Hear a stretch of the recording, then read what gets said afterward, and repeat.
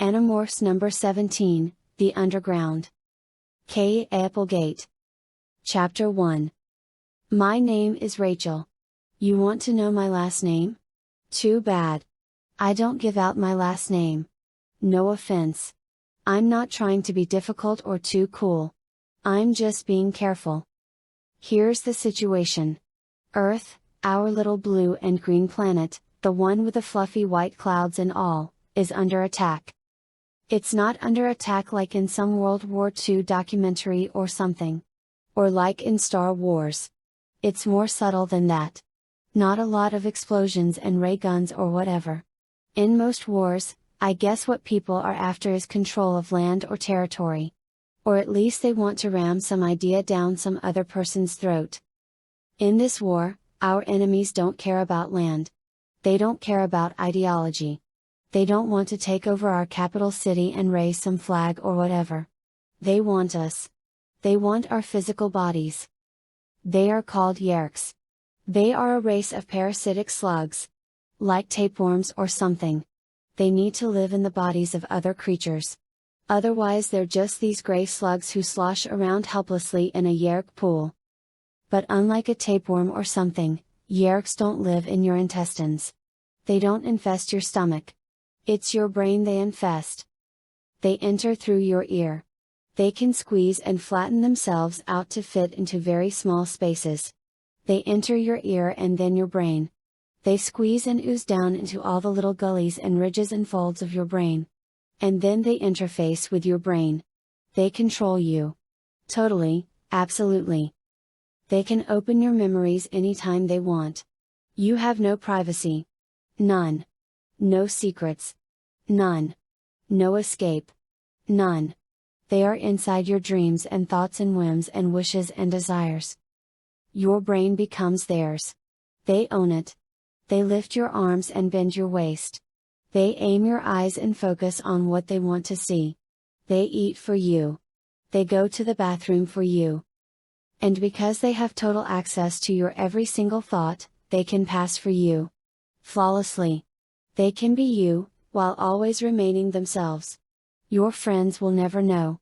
Your mother and father will never know. You will be alone, trapped, helpless, paralyzed in your own body. Unable to make the simplest decision for yourself.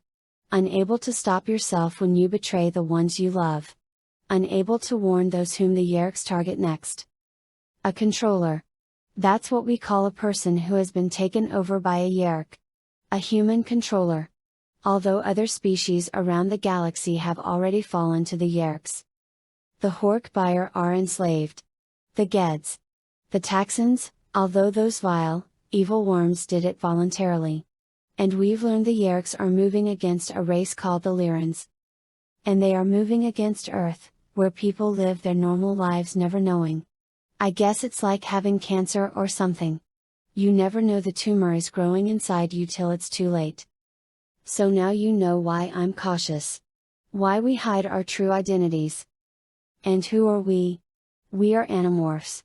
5 kids given the power to morph into any animal we can touch. 5 kids who just had the bad luck to be there when the Andalite Prince Elfangor landed his damaged ship. 5 of us and Elfangor's little brother, the Andalite Aximili Escaruth Eistil. We call him Ax. Who is this Schwarzenegger? Ax demanded. I have heard Marco use his name before. Arnold? Marco demanded. Who is Arnold? Arnold is der man, that's who Arnold is. What man? The man, Marco explained, explaining nothing. We were walking through the woods. It was a nice afternoon and school was out for the day. We'd had a half day due to some teacher conference. I don't know what the teachers were conferring about, but it was fine by me. The sun was out. The clouds were fluffy and light, with big sweeps of blue in between. The breeze was warm but not hot. Sitting in school on a day like that would have been a crime. And since we didn't have anything important to deal with, we were conspiring together to do the thing we were never supposed to do, use our powers for personal, selfish reasons. But it was tricky, see, because we knew Jake, my cousin and our sort of leader, might get all tense and righteous on us. Not that he's that way at all. He isn't. But he's very responsible. Someone has to be, and it sure isn't me. Still, if he decided to go along with this basically silly idea, we'd do it. If he decided to be against it, we might not do it. Or else Marco and I would do it and not tell Jake. The trick was to present it the right way. "See, Jake?" Marco said. "You see how totally, pathetically ignorant Ax is when it comes to really important human cultural stuff? Good grief. It makes you want to cry. He knows nothing. Nothing. He's been on Earth for months and yet, has he experienced any really important human culture? No. And it's a travesty. A crime. A pity. A shame. It's a... Oh, shoo you it up already," Jake interrupted in exasperation. "Let me get this straight. There's a new Planet Hollywood opening in town. And you and Rachel have decided you want to go, but you can't get tickets. So you want to fly there and morph. You want to use our powers for a totally selfish purpose. Is that it, basically?" I shook my head. "No. Absolutely not. We want to do this for Ax. He needs to be exposed to culture. Me, I don't care." I grinned, unable to lie all that well. "It's an entertainment event," Marco cried. "A major, major event. Stars? Famous people? Millionaires? Babes? A once-in-a-lifetime opportunity for the Axemen to see Bruce and me." Cassie giggled out loud, then tried to look serious. Tobias, the remaining member of our group, was about 100 feet above us, floating on a nice warm current of air. He was watching out for any intruders who might get close enough to notice that we were walking around with an Andalite. In case you've never seen an Andalite, and of course you haven't, they look like a strong blue deer with a mouthless face, with 2 extra eyes mounted on stalks, weak, human-looking arms, and a vicious scorpion-like tail. So you can see why we'd want Tobias aloft to keep an eye open. A hawk's eye, no less, which meant no one was going to be sneaking up on us. Jake nodded at Marco, totally unimpressed. He cocked a skeptical eyebrow at me. "And you figure the human culture Ax needs to be exposed to is Bruce Willis playing a harmonica? Come on, spill it. Why are you into this, Rachel?" "The whole cultural thing, okay, look, as part of the deal they're having a fashion show. Ralph Lauren. You know how I feel about Ralph Lauren. Oh, man. Plus," Marco said, letting the word hang in the air. "Plus what?" Jake demanded. I sighed. "Okay, Lucy Lawless is going to be there, too. But that's not why I want to go." Jake looked puzzled. "Lucy Lawless," Marco said. "She's the actress who plays Xena, warrior princess. Rachel's role model." "Okay, Xena is not my role model. That's just some stupid thing Marco made up. He calls me Xena to grind my nerves. Marco is good at grinding people's nerves. It's his specialty. If you could get paid for being annoying, Marco would be a millionaire." But this wasn't the time to slam Marco. Jake kind of made a face. "And oh, by the way," Marco said with silky significance, "not that you care, Jake, but a Mr. O'Neill is going to be there. A Mr. Shaquille O'Neal." "Shaq?" "Shaq." "Well, then we're there," Jake said. Chapter 2. We had what should have been the worst tickets at the whole event. We were at least 1,000 feet from the main stage. 1,000 feet, the length of 3 football fields plus a little more. But we could see everything. I could see flecks of spit when Bruce Willis played his harmonica. I could see Arnold's nose hair. I could see Shaq's shoelaces. I could see the individual buttons on the Ralph Lauren outfits. I could see Naomi Campbell's pores. And yet she still looked great. I had the eyes of a bald eagle. And to a bald eagle, 1,000 feet is nothing. I spread my wings 6 feet wide, stretched out my wingtips like feathered fingers, and felt the updraft of warm air lift me up and up. In the air around me, at different altitudes, at various distances, there were a pair of ospreys, a peregrine falcon, a northern harrier, and a red-tailed hawk. "We look like a raptor convention," Tobias muttered. "I mean, why not throw in a golden eagle and a few kestrels? If there are any birdwatchers down there, they must be freaking." "No one is watching us," I said. "They're watching Shack Jam with Bruce Willis and John Goodman." Tobias is trapped in red-tailed morph. He lives as a red tail, hunting and killing like a hawk. He has regained his power to morph, even his power to morph into his old human body. But his human body is like any other morph, if he stays in it more than 2 hours, he'll be trapped in it forever. He'd no longer be able to morph. The show below us was on a huge outdoor stage. A massive crowd pressed up against the stage, surging and seething and sweating. And not looking all that great, either. I mean, from the air, mostly what you see of humans is their heads. You see little ovals of hair. And let me tell you something, there are a lot of bad haircuts out there. Planet Hollywood was on the waterfront where the river cuts through downtown. Tall buildings loomed over it. Skyscrapers 50 and 60 stories tall. I could look right in the windows and see that an awful lot of people had stayed late after work and were gazing down at the stage through binoculars and telescopes. "There she is!" I yelled in sudden surprise. "I mean, oh, that's her. Lucy, what's her name?" "Xena. It's Xena!" Marco cried, delighted. "Okay, Rachel, the time has come. Fly down there, morph back to human, and you and Xena have it out. See who can kick whose butt." "Marco, Marco, Marco," I sighed. "You do like to cling to your pathetic little dreams, don't you?" "Yes. I absolutely do. And Rachel? Don't forget the leather outfit." For a moment I considered teaching Marco a lesson. He was in osprey morph. Ospreys are big birds. But they might as well be chickens alongside a bald eagle. It would be so easy to go into a stoop, shoot past him, flare up beneath him, and make him tumble. Nah. It wouldn't be right. I wheeled around in a huge circle that carried me close to the Kinney Building.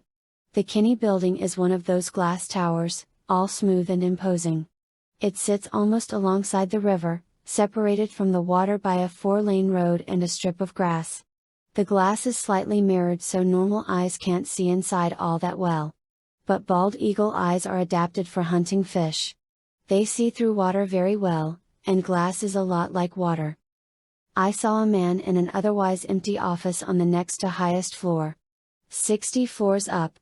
I don't know why he caught my eye, but he did. I banked to go back toward him. And that's when he picked up the metal-framed chair and threw it into the window. Crash! Glass exploded outward and fell spinning and sparkling to the ground. Big shards sliced through the tops of parked cars.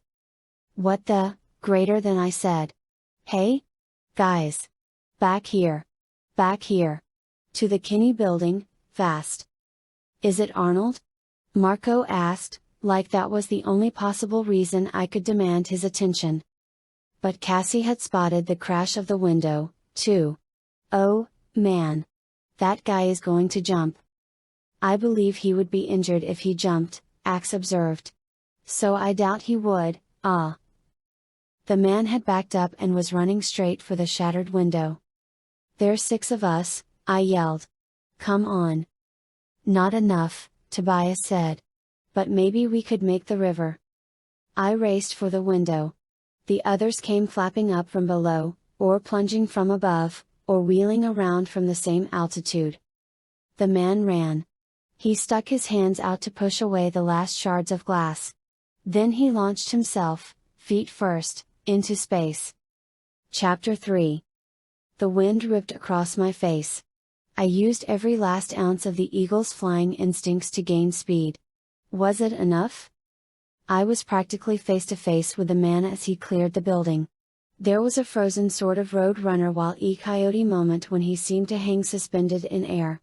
Then, he plummeted. I opened my talons, stretched them forward, and caught a shred of collar as he dropped. Instantly his speed dragged me down and I sank a second talon in. Right around his collarbone. I think I managed to nick him pretty good, but that was the least of this guy's problems. I opened my wings, but I might as well have been opening an umbrella. Maybe I shaved 1 mile an hour off his speed. Not much. Then Tobias swept in like a guided missile. He grabbed the man's left arm.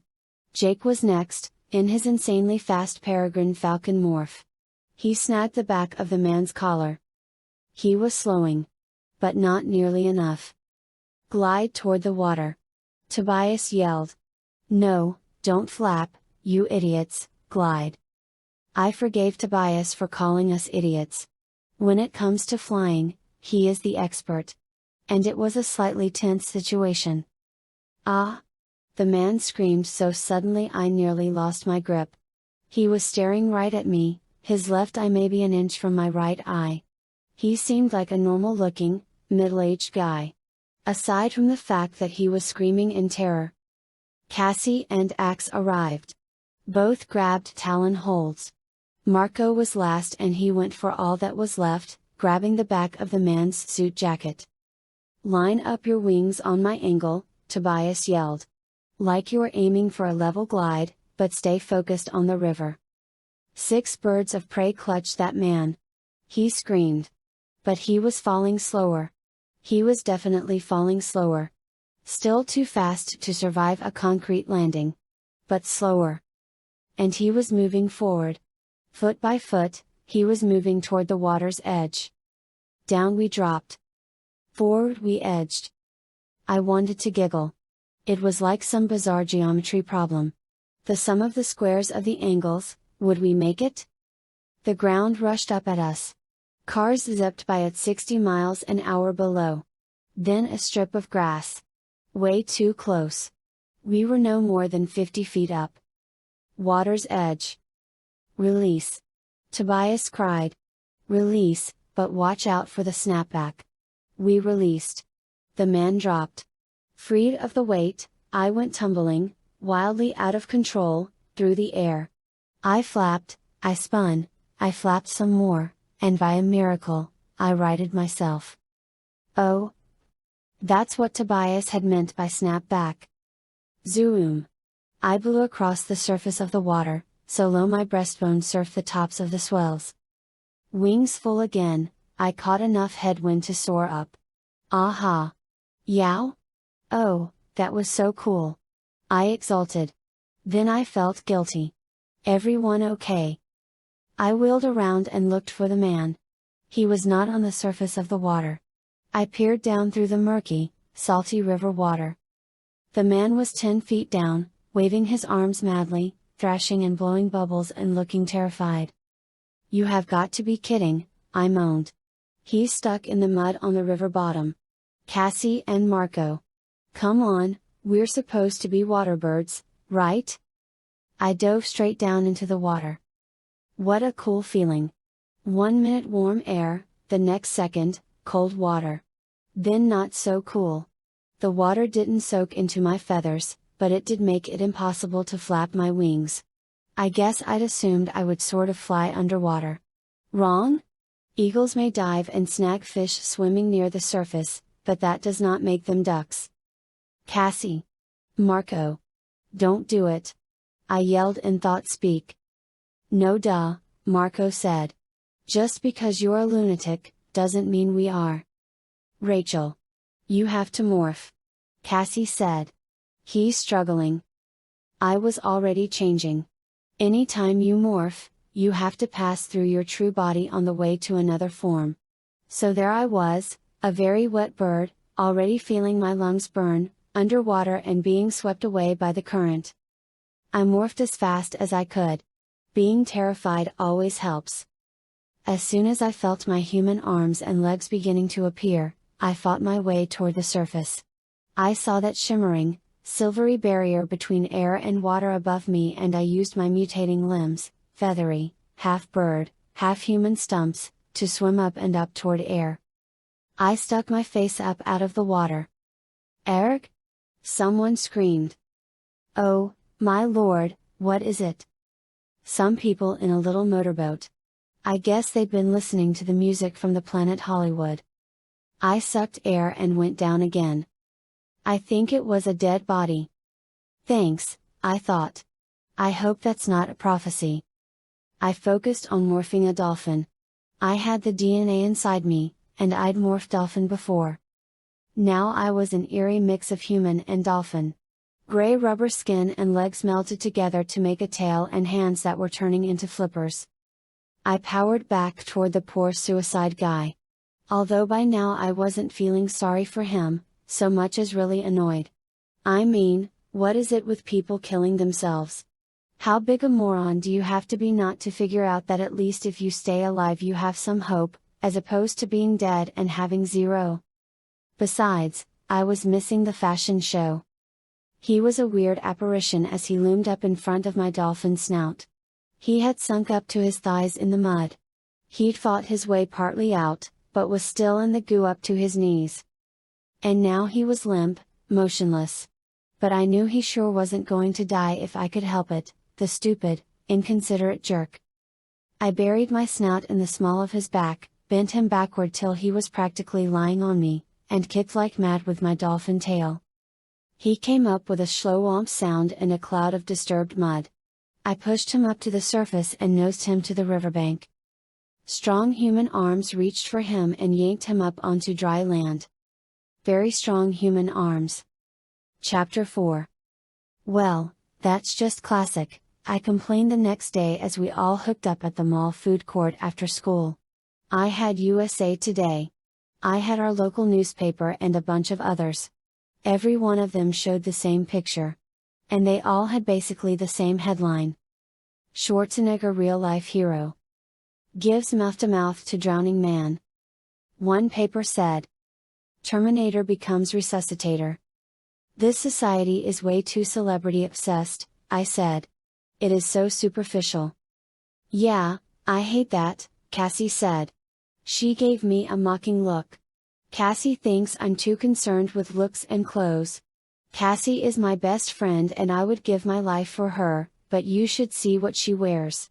For Cassie, dressing up is putting on clean jeans and socks that actually match. We were lucky, Jake said. No one happened to snap any pictures of a pack of raptors carrying the guy to the water. And no one happened to wonder why a dolphin would be so far upstream from the ocean.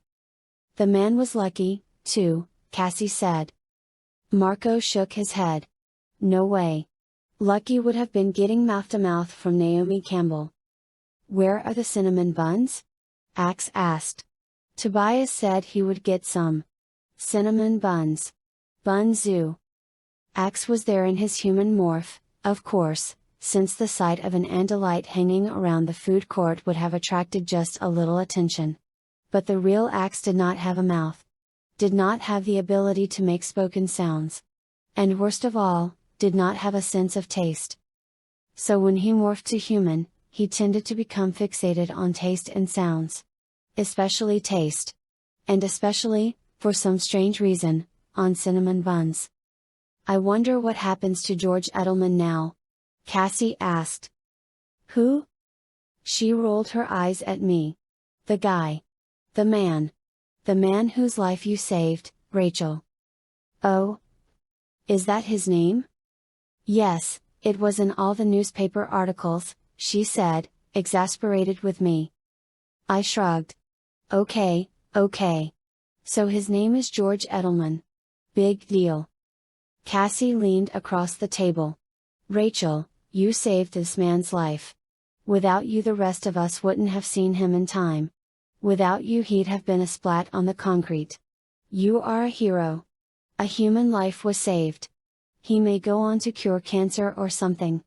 And you don't remember his name? Now that she mentioned it, I did feel like maybe I should know the man's name. On the other hand, hey, wait a minute. This guy isn't anything to me, I said. It's not like I'm responsible for him. Marco made a back and forth gesture with his hand. I don't know. Isn't it the Chinese who say if you save a man he becomes your responsibility? Or maybe it's the Japanese. The Greeks? Someone. I saw it in a movie. I shrugged again. Now I was feeling defensive. It was mostly just a goof, you know. I just wanted to see if we could do it. It was, I searched my mind for the right word. It was a challenge. That's it, a challenge. Tobias arrived, carrying a Cinnabon cinnamon bun. One of the large ones. Dripping with icing and smelling of cinnamon. Lots of cinnamon. Ax's human eyes went wide. His mouth hung open slightly. It was weird, because Ax's human morph is made up of DNA from Cassie, Jake, Marco, and me. So you're always seeing something familiar in him, you know.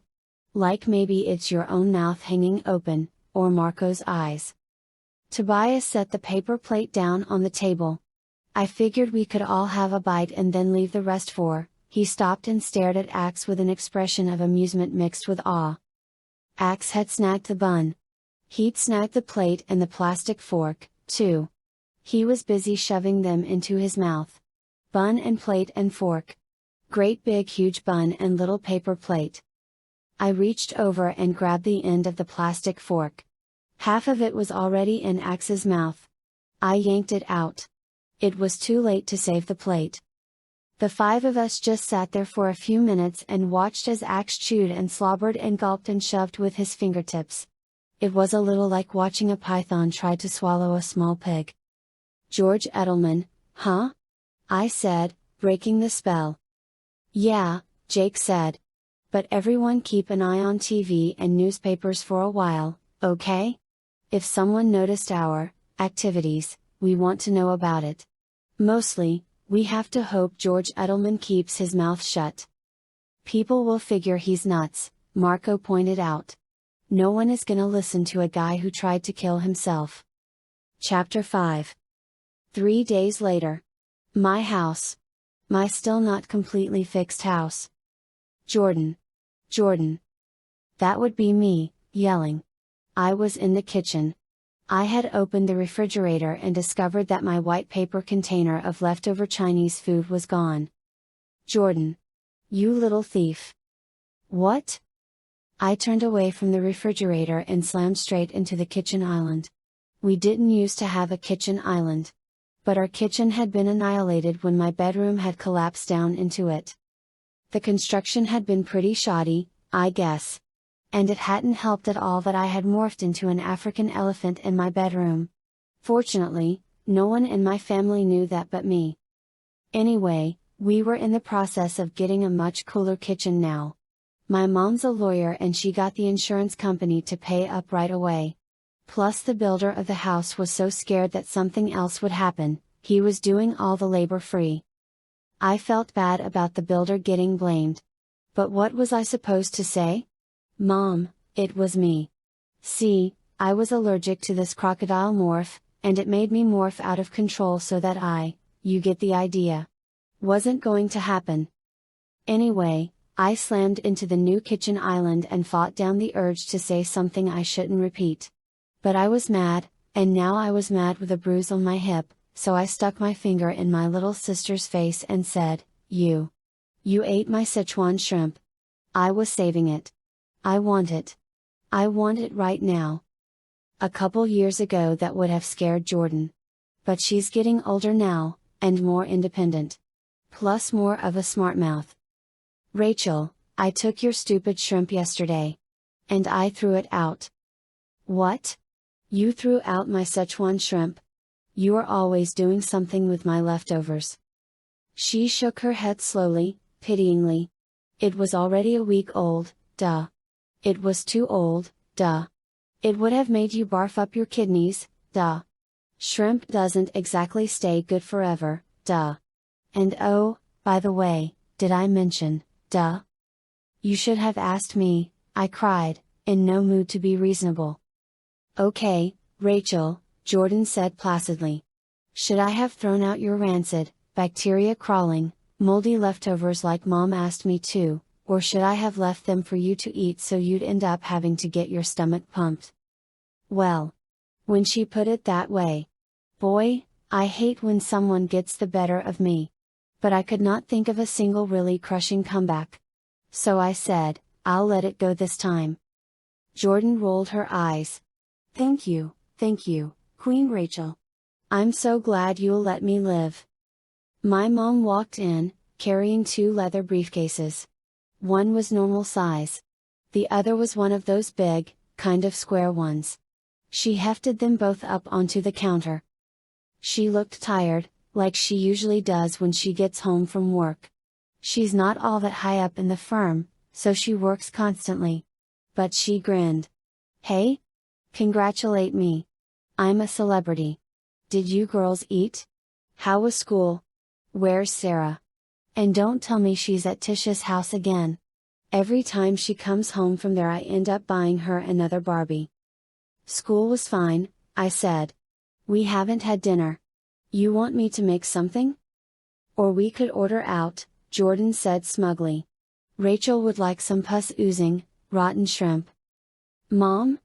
Mom, Sarah yelled, tearing in through the door from the backyard. Tisha says they have a lawyer Barbie. A lawyer Barbie. Just like you. So what's this about being a celebrity?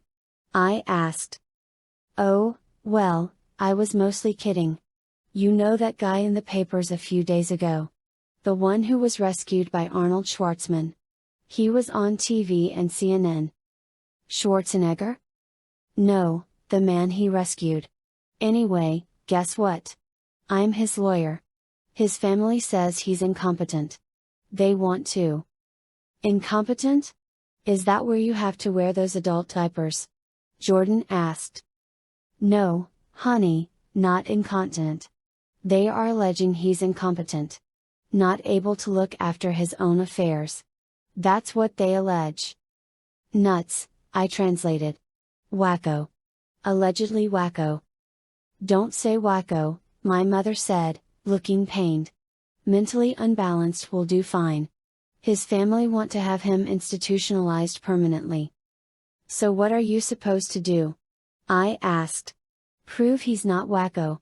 I mean, he is, right? He jumped off a building. Lawyer Barbie could save him, Sarah said. Actually, it's a little worse than that, my mom said, gathering Sarah up into her arms. Apparently this poor man claims he has an alien living in his head. My heart beat 3 times real fast. Then stopped. He calls them Yeerks or Yorks or something. Chapter 6. So that's the nut house, Marco said with satisfaction as we all gazed up the hill at the pleasant-looking but weirdly quiet 2-story structure. I always suspected I'd end up here. He gave me a wink. I had to laugh. See, I was about to make that same joke about him. He beat me to it. Cassie sighed. I don't think the patients probably like to be called nuts, she said. Of course not, I agreed. They'd have to be nuts to want to be called nuts. Marco gave me a discreet low 5 behind my back. Cassie's right. It's not politically correct to call nuts nuts, Tobias said. Cassie looked at me. You know, I could swear I heard that bird talking. I must be nuts. We all laughed. Even Jake, who was trying, with the usual total lack of success, to get us all to behave seriously.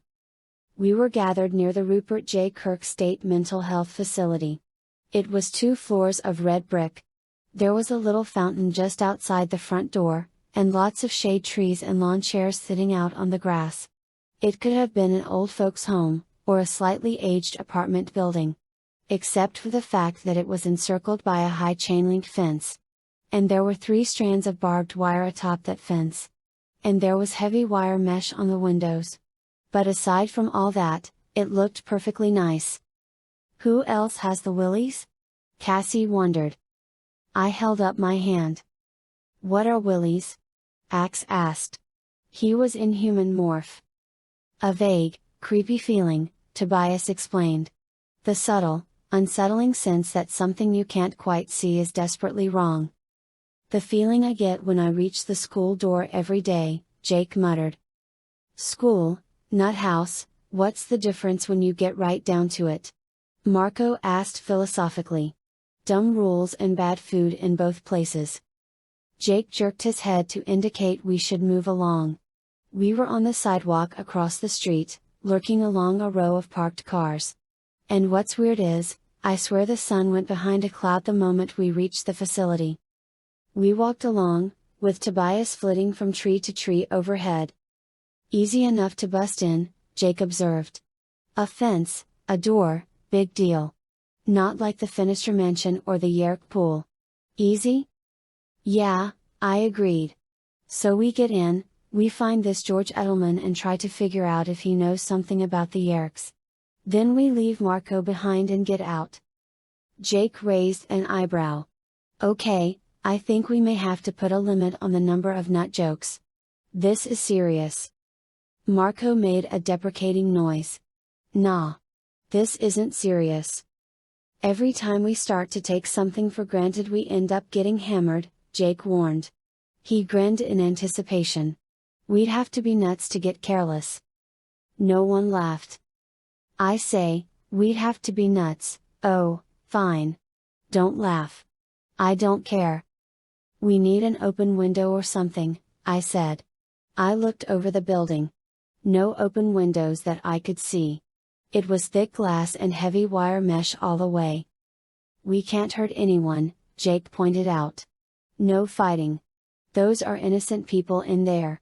We can't take the risk of hurting anyone. It's too far to travel in fly or cockroach morph. Home? Maybe not that easy, after all. Just then, like an answer to our prayers, a truck drove up the driveway and around to the far side of the facility. Was that a food truck? Jake asked. Tobias? Can you go take a look? Tobias flapped away and came back in less than a minute. It's a food delivery. The truck looks pretty big, and it's dark in the back. Jake nodded. Okay, I don't think more than 3 of us should go. We morph to bird, fly into the truck, morph to human, then to cockroach. We hide in some of the food and they carry us right in. Rachel, this is your guy. I mean, you saved him. So you're in. I'll go. Tobias doesn't have a useful morph, and Ax is too obvious when he passes through his Andalite phase. So it's Marco or Cassie. We flipped a coin. Marco won. Then we explained to Ax what it meant to flip a coin. It took 20 minutes for us to find a place to morph into seagulls. Seagulls were less noticeable than birds of prey. Unfortunately, the place we found was a dumpster. It was an empty dumpster, but still. As soon as I had my snowy white wings, I was up and out of there. We zoomed around, gaining altitude, and watched as Ax and Cassie retrieved our shoes and outer clothes. We still can't morph regular clothing, just whatever is almost skin tight. In my case, a leotard. Tobias stayed up at a higher altitude, looking for trouble of any kind.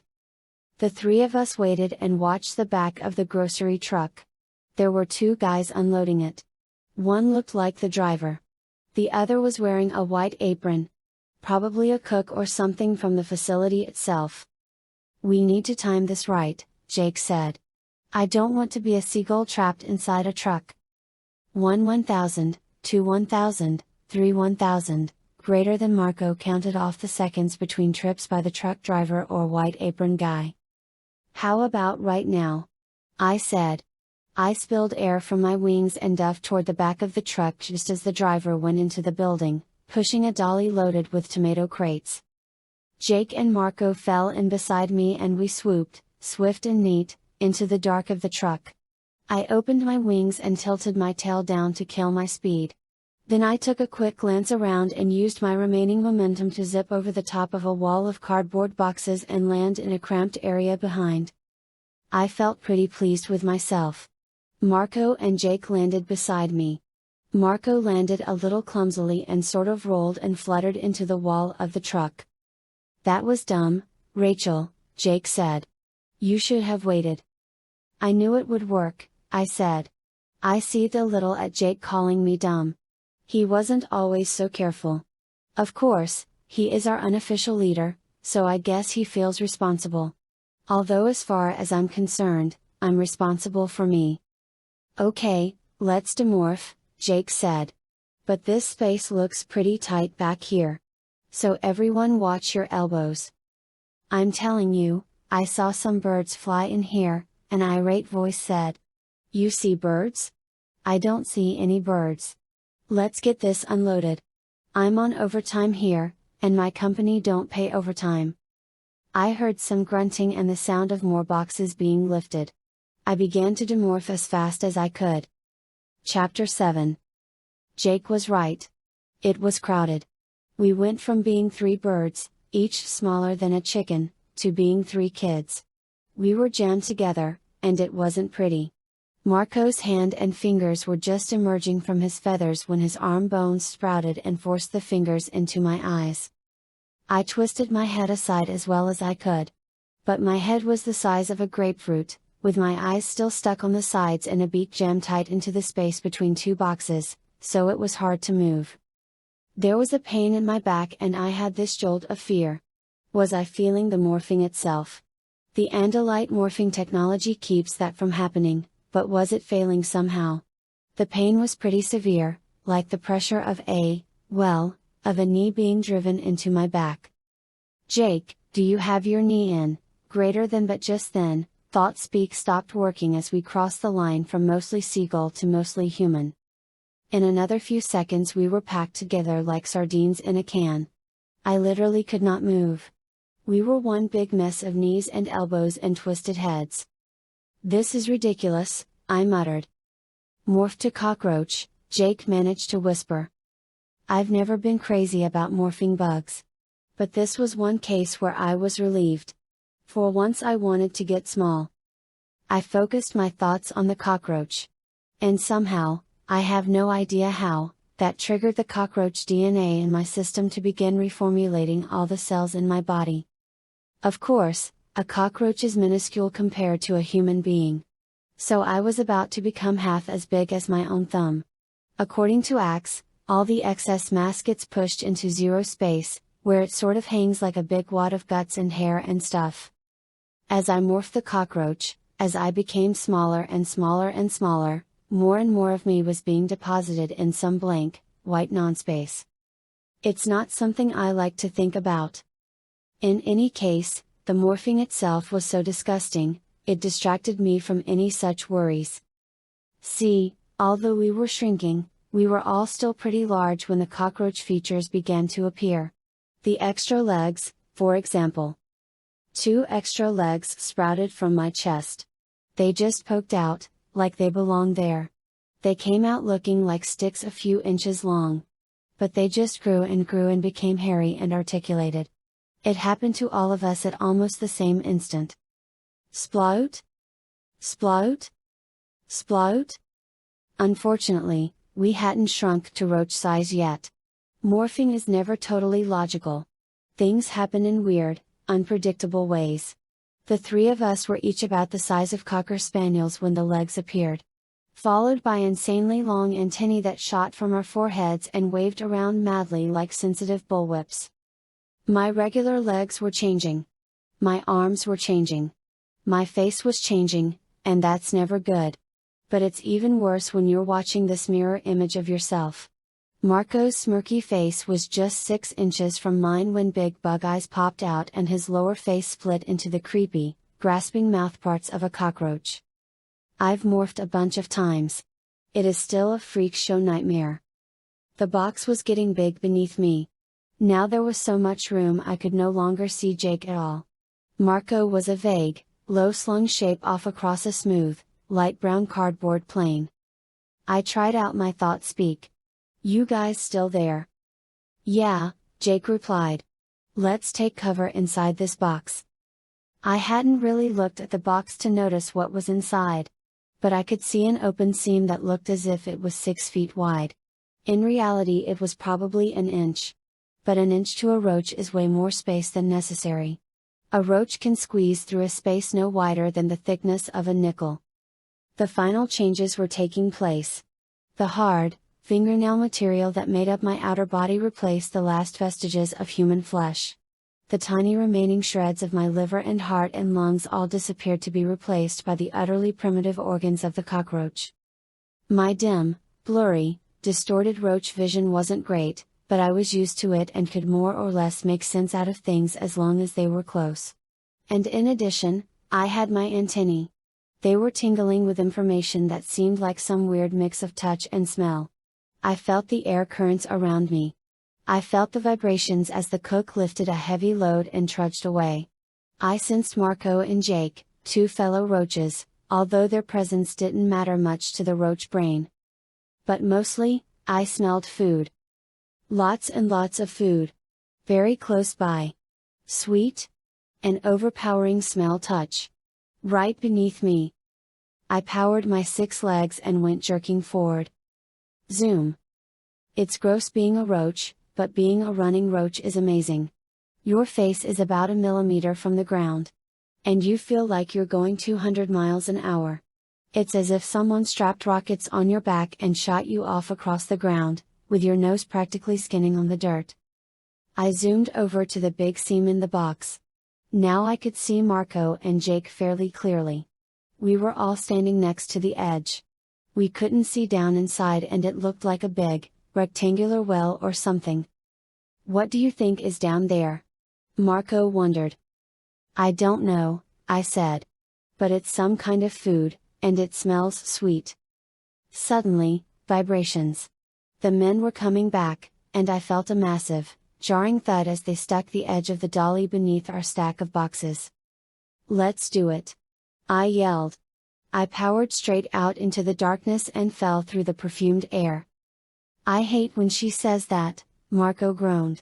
Anytime Rachel says let's do it in that insane, suicidal, rock and roll way of hers, disaster can't be far away.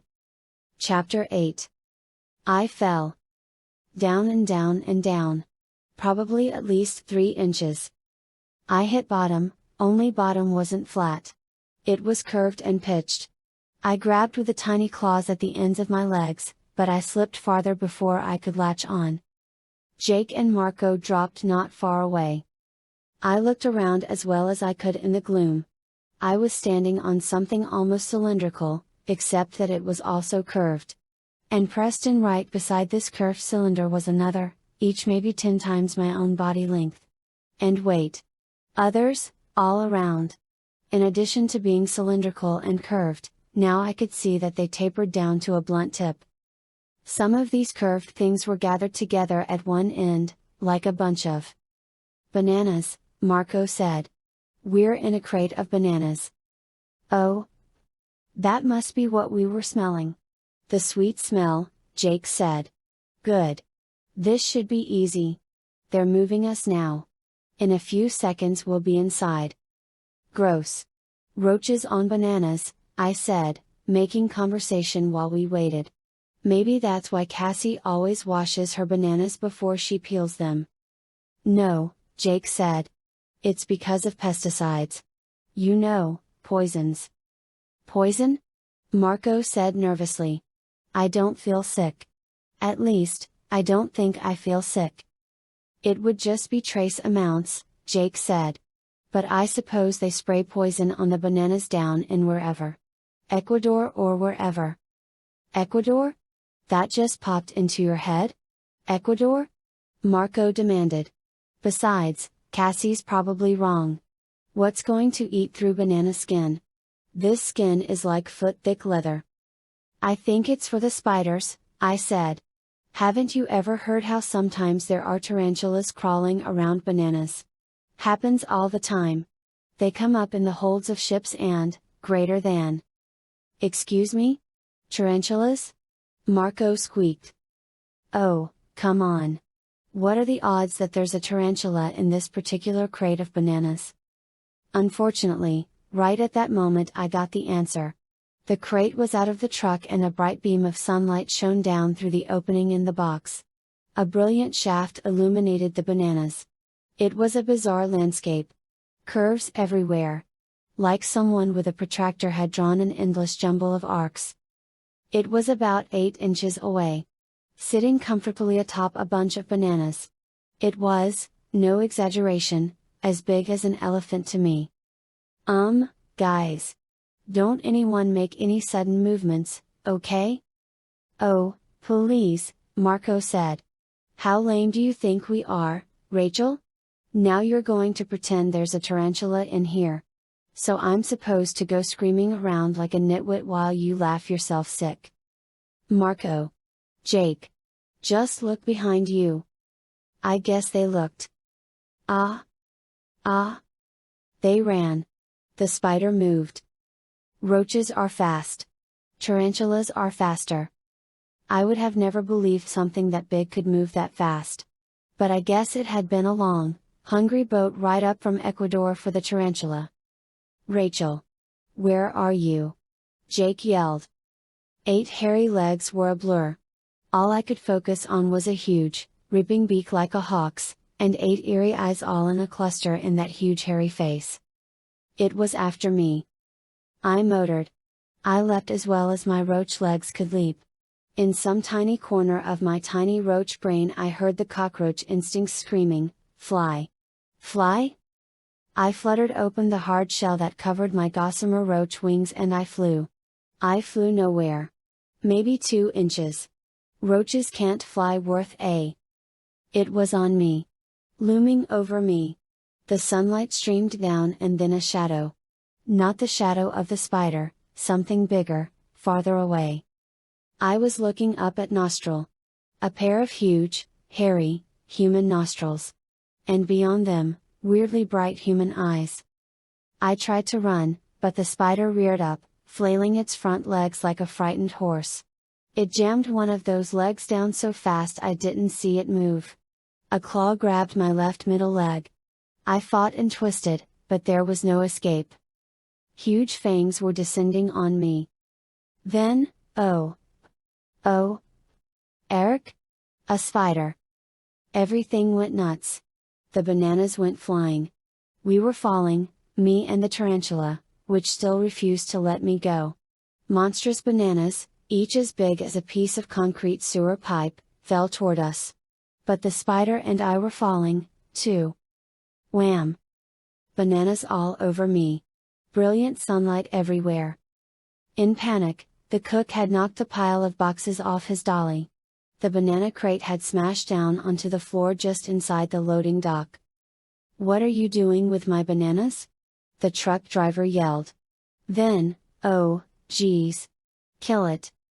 I'd been battered and beaten by falling bananas, but that spider still had me. And now, in addition to the sheer, screaming panic I felt, the roach brain was adding the terror of sudden, bright light. "Run?" the roach brain yammered.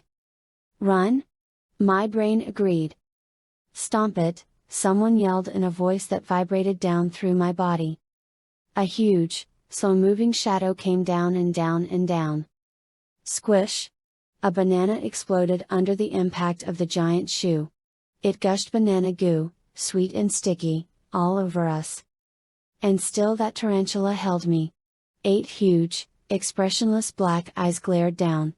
The gnashing, hungry beak strained for the chance to rip me open. "Is that one of you?" Tobias cried from far away. Thanks be to a million years of evolution that has given the hawk its magnificent eyes. Oh, yes, love those eyes. "It's me!" I yelled. I didn't see Tobias come falling from the sky. All I saw was a blur of big, craggy talons snatch the spider up and away. I kept my grip on a banana. My leg was ripped away by the spider, which flatly refused to let go. It hurt in a sort of vague, distant kind of way. But roaches are pretty tough. "Let's move," Jake said. "Head toward the shade. That should be the inside of the building." We moved out. I moved a little more slowly, and with a tendency to drift toward the side with the missing leg. And from high above I heard Tobias say, "Home. Not bad. Not bad at all." Chapter 9. "See, this is what happens whenever Rachel starts in with her let's do it attitude," Marco complained as we scurried across a filthy floor. "We end up being eaten by spiders or something." "Hey, I don't see where you suffered, Marco," I said. "I'm the one who can only count to 5 on her legs." "Stick close to the base of the wall," Jake said. "I don't want to get stomped. I got swatted in fly morph, and that's enough for me. I am not getting stomped on, too. We were a little shaky, obviously. You think Tobias actually ate that spider? Marco asked. With banana relish, I said. We laughed a nervous kind of laugh and continued zooming along the rubber baseboard in the facility's kitchen. Then, an opening in the wall and we were in. I was grateful to be out of the harsh light. And away from so many shoes. I've spotted the guy. It was Cassie's thought-speak voice. I was puzzled. What are you doing? Ax and I morphed to Harrier and Osprey. We've been looking in the windows, trying to spot Mr. Edelman. I have him. Second floor. Above the kitchen, then maybe 20 feet along the building. He's in a room with 3 other patients. They're wearing hospital gowns and slippers. They're watching TV.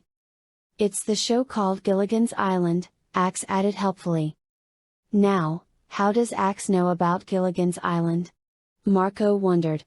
No one answered him. Okay, straight up, Jake said.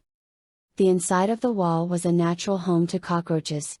In fact, I noted several scattered areas of roach poop. It's the kind of thing a roach brain notices. The inside of the wall was otherwise a pretty clean place. I was standing on a wide expanse of wood. The grain was like ripples under my roach feet. A nail head protruded in front of me and looked about as tall as a tall woman. To my left and right were the backsides of sheetrock, featureless, blank, gray. We tried our feet out on the sheetrock. They tended to slip. So we scuttled down to an upright beam and climbed the wood instead. 8 feet straight up, and it was weirdly like flying. I felt the ground recede way, way below me. Dozens of times my own height. I knew I wouldn't be hurt if I fell. But still, hanging sideways, crawling straight up against gravity, seemed dangerous. We reached the top of the beam and I was grateful to haul myself up and over into a space between the upright and a cross beam. We were just beneath the floor. But now things were complicated. The space between the second floor and the ceiling beneath it was mostly blocked by a wall of wood. But eventually we found a way in, walking sideways and scraping between rough sawed-wood ends. My antennae waved wildly, trying to comprehend the long, square tunnel before me. It was almost pitch dark. Only a tiny hint of light filtered down from the floor above. And after the run-in with the spider, I was very jumpy. Who knew what might be in that vast, dark space? That light must be from some kind of crack, Jake said. I guess we go toward that. Unless anyone else has any ideas? I have an idea, Marco said. We get out of here, go back to the mall, and see how many Cinnabons Ax can eat before he explodes. Oh, come on, you babies, I said, trying to sound braver than I felt. Let's go. I scuttled forward. I was walking on sheetrock that formed the ceiling below. The wooden walls on either side of me were insanely tall, 10, 20 times my height. But we soon reached the light. I felt better. My roach brain felt worse. Across our path lay a huge tube. It seemed to be metal and looked as big as a felled redwood. From the large tube, 2 smaller tubes went straight up toward a brighter light. Plumbing, Jake remarked. Sudden movement in the darkness. Ah! I yelled, but even as I was yelling, I realized what it was. A brother roach, Marco said. Or sister. Come on, let's get this over with, I said. I scampered straight up the nearest vertical pipe. And within seconds I was poking my bullwhip antennae out into the light beneath the sink. It's a bathroom, I reported. Come on. We piled out through the hole, and down onto cold, white ceramic tile. Are we in the right place? Marco wondered. I don't know. I forgot to bring my map of the inside of the walls of the nut house, I said. We need to have Cassie or one of the guys confirm where we are. There's a window up there. I took off, scurrying across the tile, up the wall and onto the wire mesh of the window. I could see light, of course, but could not see through the glass. Hey, Cassie, Ax, Tobias. Do you see a roach sitting on a window? Ax answered. Yes. I see you. You are in a small room just alongside the room where the human named Edelman is. Thanks. I rejoined the others. So. Now what? Now we talk to Mr. Edelman, Jake said. We need to get him to come in here. We'll have some privacy in here. And then what? He talks to a cockroach? No. One of us needs to demorph and talk to him, Jake said. Wait a minute, Marco objected. Isn't he going to think it's a little weird, some kid appearing magically in his bathroom? It's a facility for people with mental illnesses, Marco, Jake pointed out. Who's going to believe him? I'll do the talking, I said. Mr. Edelman is my responsibility. I rescued him. And I'm starting to think I'm sorry I did. You guys stay out of the way. I'd hate to accidentally step on you. I began to demorph. The squares of ceramic tile grew rapidly smaller. I shot up and up, like Jack's magic bean sprout or something. I was about 2 feet tall, with skin like burnt sugar, monstrously long antennae sprouting from my forehead, human eyes, semi-human legs that bristled with dagger-sharp hairs, blonde hair, and a wide, throbbing yellowish-brown abdomen, when the bathroom door opened. A man shuffled in, wearing slippers. He headed for the toilet. He hesitated. Slowly, very slowly, he turned. My human mouth was just appearing. My lips grew from melted roach mouth parts. Hi? Could you get George Edelman for me? The man nodded. Sure? He started to go. Then he turned back. Are you real? Nah. Just a figment of your imagination. Ah. I'll get George. Chapter 10. I was human by the time Mr. Edelman poked his head cautiously into the room. Hi, I said cheerfully. I stuck out my hand. I'm helping your lawyer with your court case. He was startled. Who wouldn't be? He swept his eyes around the room as though maybe, just maybe, there was something weird about meeting me in a bathroom. He didn't notice the 2 cockroaches huddled together under the sink. Who are you? What are you doing here? Then he looked down. You're not wearing shoes. Yes, I apologize for my slightly, I was looking for a sophisticated word like unconventional, but I couldn't think of it. My slightly weird appearance here. Yes. Weird? He glared at me for a while, uncertain what to make of my utterly bizarre appearance in his bathroom. Then he shook my outstretched hand.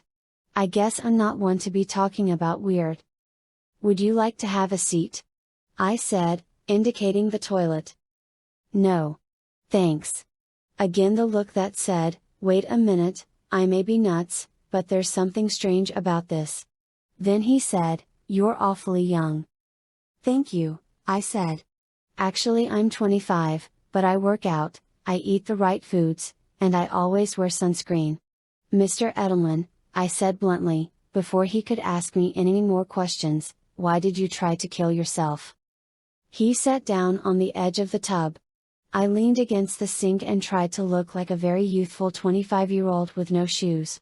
Mr. Edelman looked at me with confused, but kind, gray eyes. He made an effort to smooth his rumpled hair.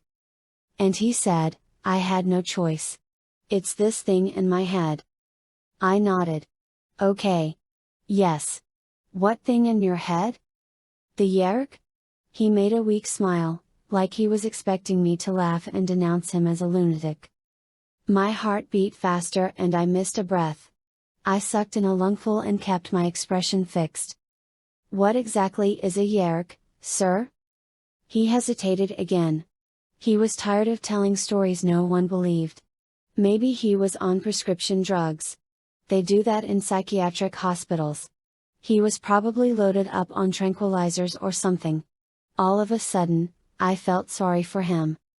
Mr. Edelman, I promise you I won't laugh. And I won't make you take any pills. And I won't say you're crazy. Can you tell me what you mean when you say Yeerk? He nodded. Yes. Yeerks are parasitic aliens. They enter the brain through the ear canal, They take over every function of your conscious mind. Suddenly he went into a spasm. It racked his body. He jerked wildly, wrapped his arms tight together, and tried to control it. His mouth snapped open and shut like some mad ventriloquist dummy. I grabbed him by the shoulders, trying to do something to help. But then he started raving. He was speaking in a strange, manic voice. What? Farum yeft kalash sip. Sip. Sip. The pool. Gahala sulp ah. Help? Koranch. Koranch. Suddenly, he fell silent and almost collapsed. I propped him back up. Are you okay? No, he whispered. It happens sometimes. It's the Yeerk. You see, he's mad. Insane. He's in my head and he won't get out. But he is insane. Insane. Okay, try and chill, okay, Mr. Edelman. Yes. Yes. Look, I can't stay much longer. But you have to tell me, how is the Yeerk staying alive without Kendrona rays? You've been in here for more than 3 days. I cannot possibly describe the way he looked at me then. Hope? Dread. Amazement. All three. I grabbed him again by the shoulders. I know it's weird, but you have to trust me. How does it happen? Why is the Yeerk insane? How does it survive without the Kendrona? Andalite? Mr. Edelman whispered wonderingly. Yes, I lied. Andalite. It's the food, he said, gushing the information. The food. During the famine after you Andalites destroyed the one Kendrona, they found out that a certain food could help them get by. For a while. But there were problems with it, Yeft, Heyarg Falorka. Gofrash fit Visser. Mr. Edelman jerked and slavered and yelled for a few minutes and I waited and worried that someone might come. Some attendant or doctor or something. But no one did. I wished I could help the man. I had spent enough time close to controllers of various types, human, Hork-Buyer, and Taxon, to guess that some of what he was saying was in the basic Yeerk language. And other words were Hork-Buyer. Yeerks seemed to adopt some of the language of their hosts. The Yeerk who was in Edelman's head must have been a Hork-Buyer controller at one point. Mr. Edelman calmed down and got control of himself again. Sorry. The Yeerk breaks through sometimes. What you hear is the raving of a crazy Yeerk. It's okay, I said. What's this food? The food that allows Yeerks to survive without the Kendrona? They discovered it quite by accident. No one guessed what it could do. No one realized it would prove addictive. But it did. Terribly addictive. And over time, the continued ingestion of it began to eliminate the Yeerk's need for Kendrona rays. At the same time, it drove them crazy. You see, it seems to literally replace some of a Yeerk's brainstem. I nodded. I could barely contain my excitement. A food that could destroy Yeerks. What is the food, Mr. Edelman? Oatmeal, he said. But only the instant kind. And then, only the maple and ginger flavor. He shook his head. Yeerks cannot resist the addiction, once exposed. And they slowly, but surely, drive themselves mad. There are dozens of men and women like me. In places like this. On the streets. Or worse. Thanks for telling me, I said. Listen, is there anything I can do for you? He shook his head a little sadly. The Yeerks will leave me alone. After all, who is going to believe a madman? I am sorry I tried to destroy myself. It all just got to be too much. This alien lunatic in my head. My family wanting to keep me locked up in here. Isn't there some way to get the Yeerk out of your head? No. No. He will live as long as I do. I've never seen sadder eyes. I hope I never see eyes that sad again. I looked away. I just wish, the times when I am myself, when I am in control, I wish I didn't have to spend them in here. He looked out through the dirty bathroom window with its heavy wire mesh. Chapter 11. We have our ultimate weapon, Marco reported to the others when we were all safely assembled back in Cassie's barn. Maple and ginger oatmeal. Instant maple and ginger oatmeal, I corrected. Instant, Marco agreed. Cassie, Ax, and Tobias all just stared. Tobias was his hawk self, and he can really stare. Ax was in his own Andalite body, and he could stare with 4 eyes at once. Oatmeal, Cassie said. Oatmeal, Jake confirmed. But only the instant maple and ginger. I guess they don't know why. Maybe it's the maple, Tobias suggested. Maybe it's the ginger. Or maybe it's the instant. Whatever that is, I said. Who cares? Suddenly we have a weapon to use on human controllers. A human controller who eats this stuff gets hooked and the Yeerk in his head goes nuts. What we have to do is find some way to get a lot of this stuff into a lot of controllers. I took a sidelong glance at Cassie. Something told me she was not going to approve of this.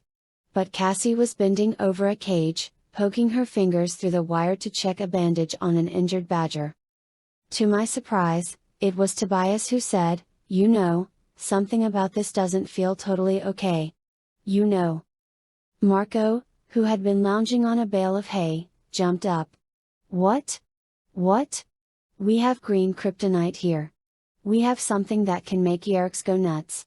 Why is that not a good thing? It sounds to me like they get addicted to it.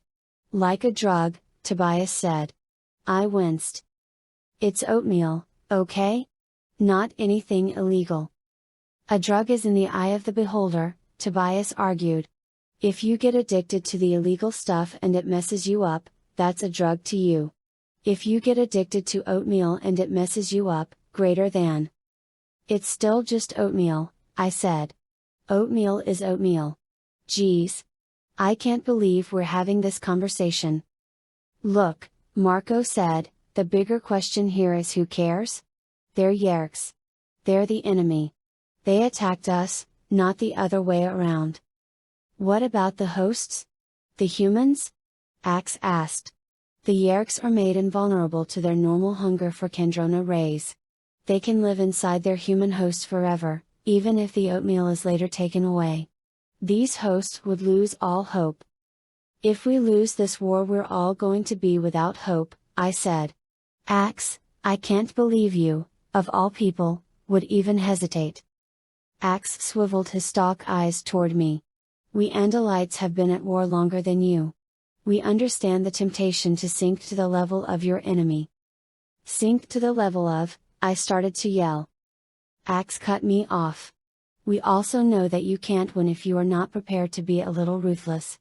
It's a question of balance. How far into savagery do you go to defeat the savage? I looked around the barn. Marco and I had drawn closer, almost unconsciously. Tobias was up in the rafters, using his hawk senses to listen and look for anyone approaching the barn. Ax was shifting on his 4 legs and stretching his scorpion-like tail. Jake and Cassie were the only ones not to say much. Jake looked troubled. He was staring, but not at anything real. I could guess his thoughts. His brother, Tom, is a controller. But it was Cassie who surprised me. Usually she's the one getting all moral. Cassie? I asked. What do you think? She hesitated. Like she just wanted to keep tending to the badger. She sighed and stood up. When she turned around, I was shocked. She had a stricken look. I don't know anymore, okay? She said. I was confused for a moment. Then it hit me. We'd had a bad run-in with a human controller whose Yeerk was Visser Three's twin brother. This Yeerk had found another way around the Kandrona. He cannibalized fellow Yeerks. Sometimes human host got in the way. In the heat of the moment, hearing that evil creature speak, Cassie had demanded his destruction. She'd asked Jake to do it.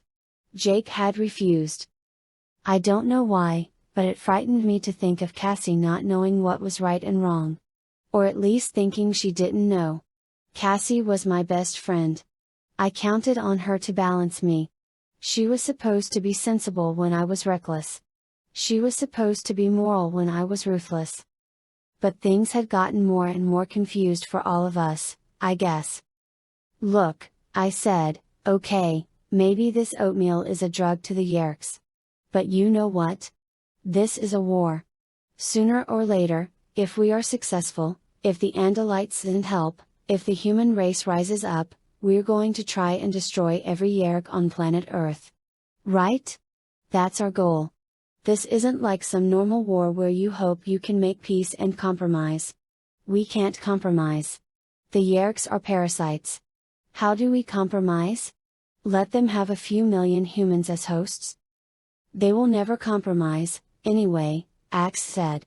They must be forced back to their own home world. So we try and feed them addictive drugs, Tobias said with obvious distaste. It's oat freaking meal. Marco exploded. Cassie suddenly laughed. It was a cynical laugh. I didn't know she was capable of a cynical laugh. And all the rights and wrongs, and all the lines between good and evil, just go wafting and waving and swirling around, don't they?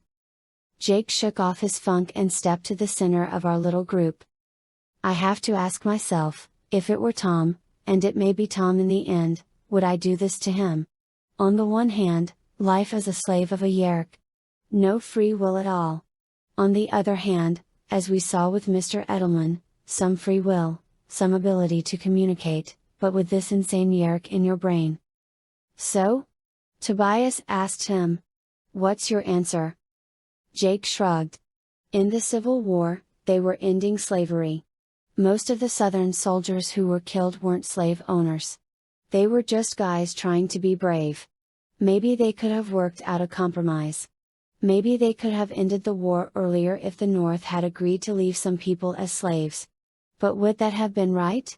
No. So the war had to go on till everyone was free.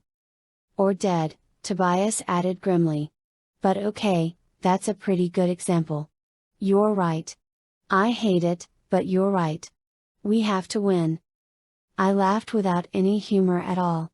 I'm pretty gung-ho. Unlike Cassie, unlike Tobias perhaps, I'm ruthless at times. But even I have enough sense to know the words we have to win are the first 4 steps on the road to hell. And I noticed that Jake never answered himself about his brother. Would Tom be getting the magic oatmeal slipped into his breakfast? Not a chance. Jake still hoped to rescue Tom someday. And from what Edelman had said, there was no rescue from an oatmeal-altered Yeerk. Where do we find a bunch of human controllers sitting down to eat? Marco wondered. I sighed. The Yeerk pool, Marco. The Yeerk pool. Chapter 12. The Yeerk pool. I dreamed about it that night. I didn't used to dream much. Or at least, I seldom recalled my dreams. I dream a lot now. Terrible dreams where I'm trapped in some hideous shape, half human, half insect. I dream about that awful battle in the ant tunnels. I dream about the screaming, slashing massacre when we took the Kandrona at the top of the EGS tower. But I dream most about the Yeerk pool. I hear the screams and curses of human hosts held in cages while their Yeerks swim in the leaden water of the pool. I hate that sound. I hate the sound of despair. It makes me mad. In my dream I'm mad at those poor people and I want to yell, why don't you fight? Why don't you fight? But then it's me. It's me being led out onto that steel pier by a pair of Hork-Buyer warriors. It's me kicking and screaming and begging, please, please, someone help me. Knowing there is no help.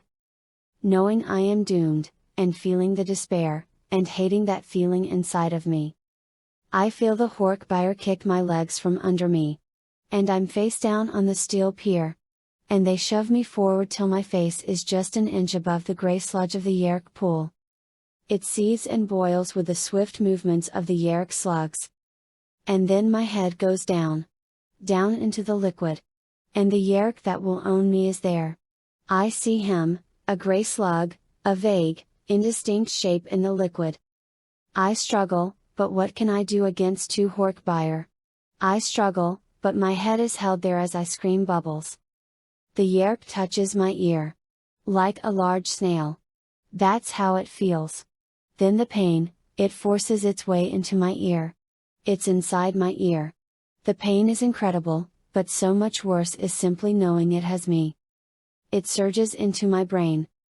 And I am yanked, gasping, up from the pool. I try to grab my ear. But my arm no longer works. I try to yell. But my mouth is not mine anymore. So I scream, in some dark, lonely corner of my own brain, I scream. And the Yeerk chuckles as it opens my memories and reads my life. And I give way to the despair. When I woke up I had soaked the pillow with my sweat. I stared at the clock. 3:27 a.m. The Yeerk pool. We were going back to the Yeerk pool. And I, Rachel, mighty Xena, fearless, pulled the covers up over my head and shook. At dawn I got up and put on a robe. It was cloudy out, so the dawn was just gray. But I went to my window and opened it, just as I do every morning. Tobias arrived, almost silent. He swept inside and landed easily on my dresser. "How you doing?" he asked. "Fine," I whispered. "How about you?" I have to whisper when Tobias comes over. My sisters are right in the next room. I keep my door locked. "I had a nice breakfast," Tobias said. "A lucky hunt." I went to my desk and opened my book. It was my homework. "Can you stand math?" "I've gotten so I kind of like math," Tobias said. "It's something that's the same for all humans or whatever." I opened my book. I guess it was a weird scene. Me, with this big red-tailed hawk perched on the edge of my desk. Sitting there in the glow of a single lamp, while the rest of my family still slept. But we did it lots of mornings. Whenever Tobias managed to find an early breakfast and it wasn't raining. "You worried about going back to the Yeerk pool?" I laughed nonchalantly.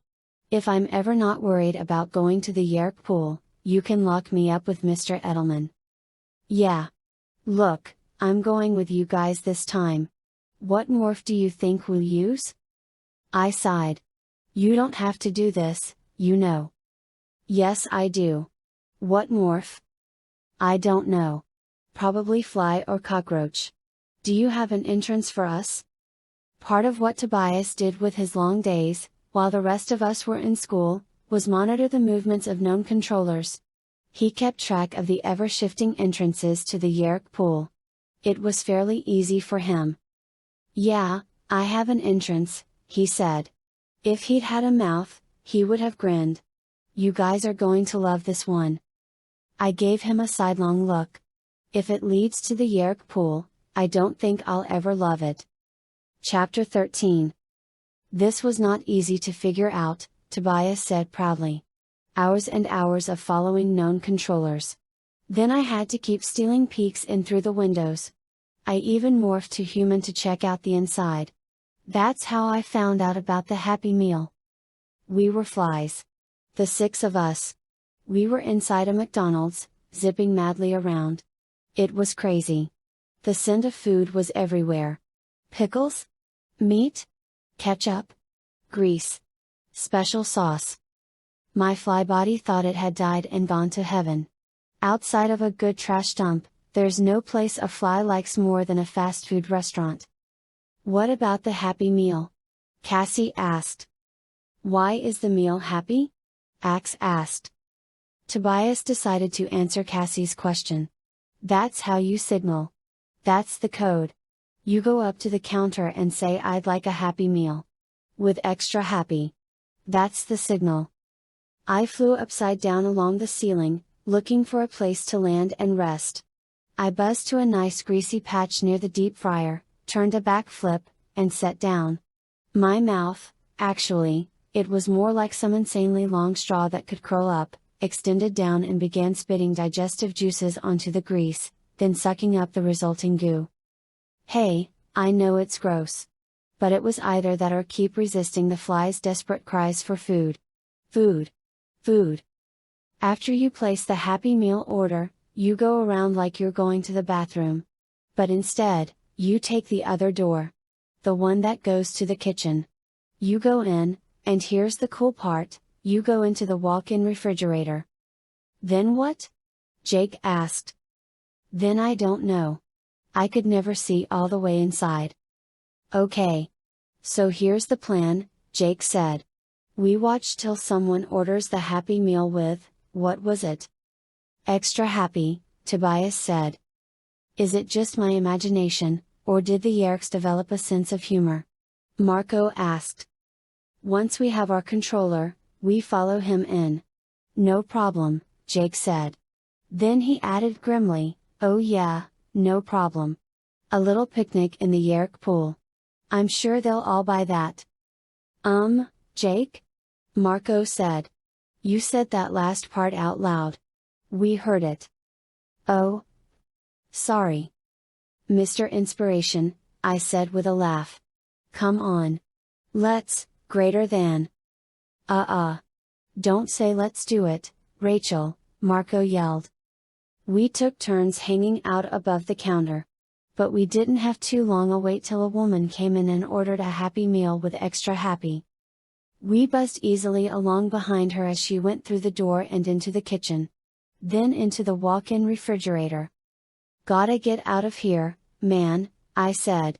This cold is slowing me down. Yes, this body has no ability to regulate body temperature, Ax observed. What a strange idea. You humans do many unusual things. Ax, I don't think we're exactly responsible for, greater than. Yes, I know. I was attempting to make a joke. A human-style joke. Great, Marco muttered. Funny Yeerks and now a wannabe funny Andalite. The controller woman waited patiently and after a few seconds, the back of the walk-in refrigerator split and opened wide. She stepped and we flew through the opening. It really was going to be easy this time. Burr eat. Burr eat. Unauthorized lifeform detected. Burr eat. Burr eat. Unauthorized lifeform detected. The controller woman looked around. I saw her blue eyes, each the size of a swimming pool, turn and look. Through the shattered, splintered fly vision, I could see her focus. Then she muttered under her breath, security fanatics. It's just a couple of lousy flies. But the mechanical voice was giving instructions now.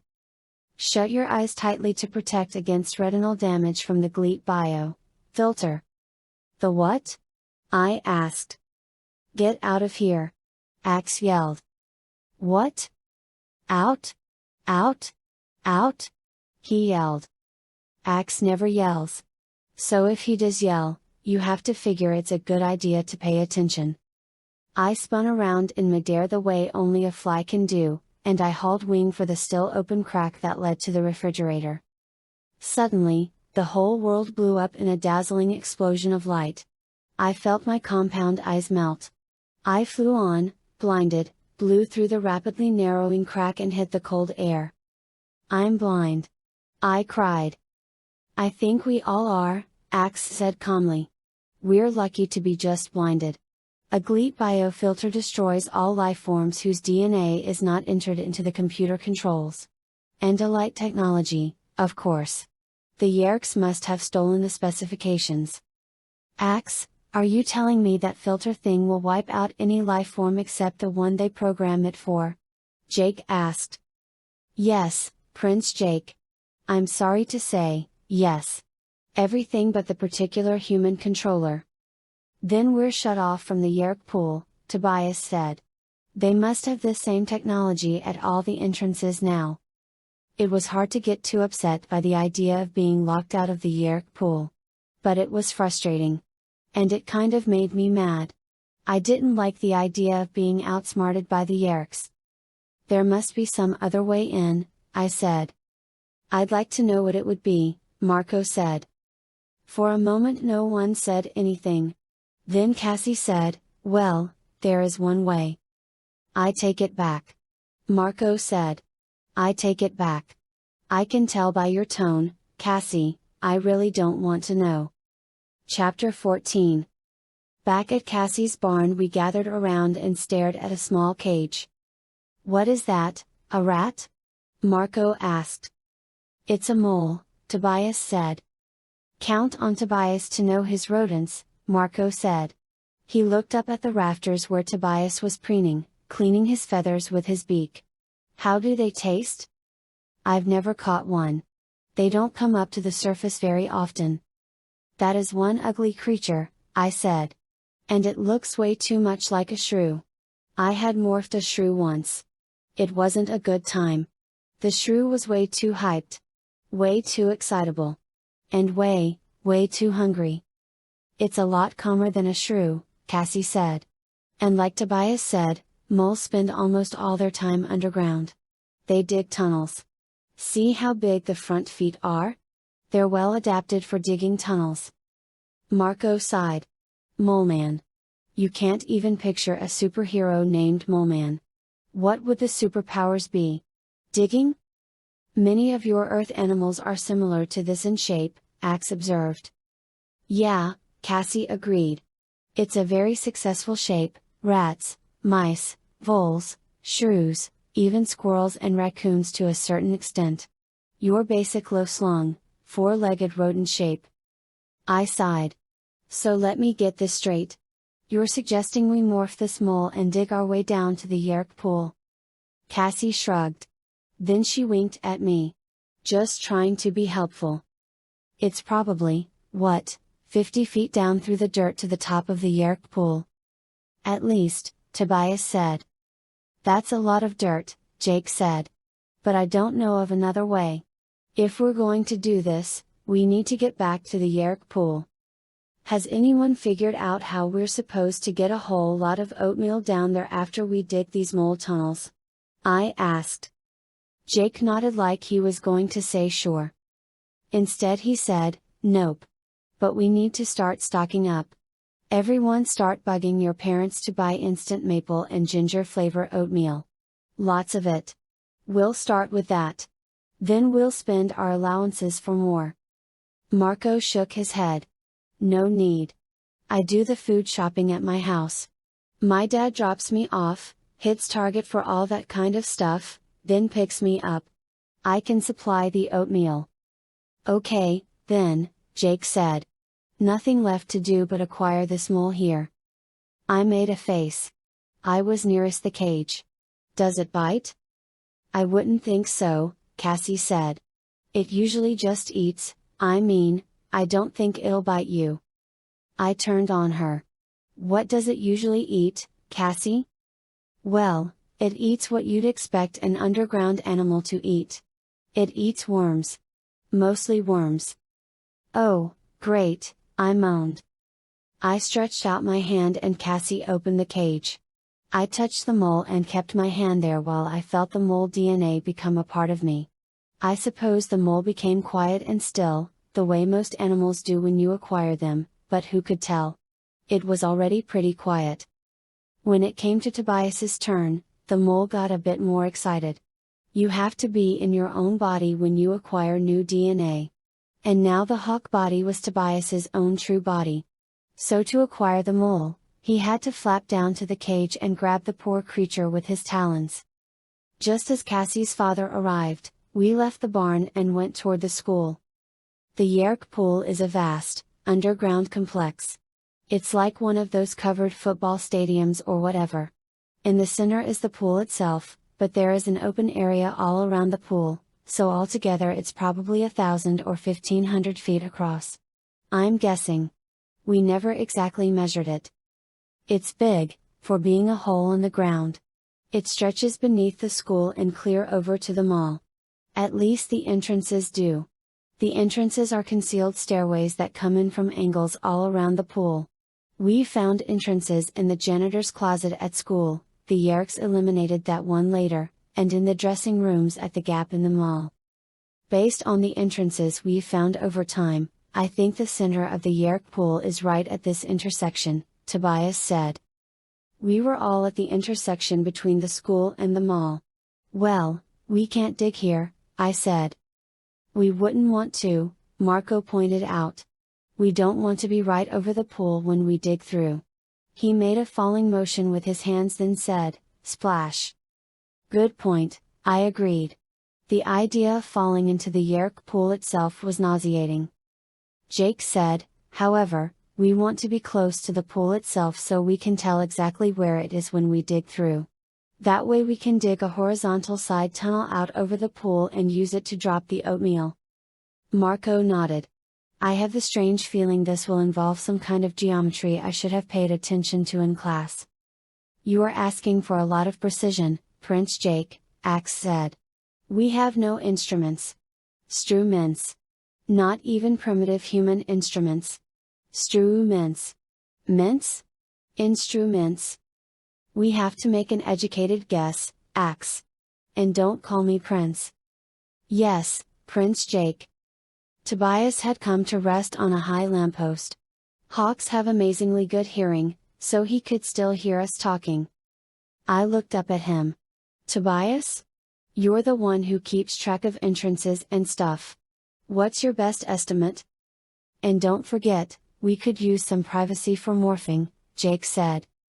Tobias opened his wings and flew up and up. He inscribed a swift, irregular circle in the sky, then came back to roost. I think I have a place. Chapter 15. It turned out to be a toolshed. It was in the backyard of a house that was empty and had a decrepit for sale sign in the weeds of the overgrown front yard. The house was on the main road, sandwiched between a convenience store and a place that sold hot tubs. There was a lot of noisy traffic going by all the time. Some distance behind the house there was a forlorn little park. Just a few trees, some picnic tables, and a lumpy sort of hill with rocks jutting out of the soil. It didn't look like anyone had lived in the house in a long time. The toolshed was rusted tin with a dirt floor. It was empty, except for some bags of potting soil and a rake. Perfect, Jake declared.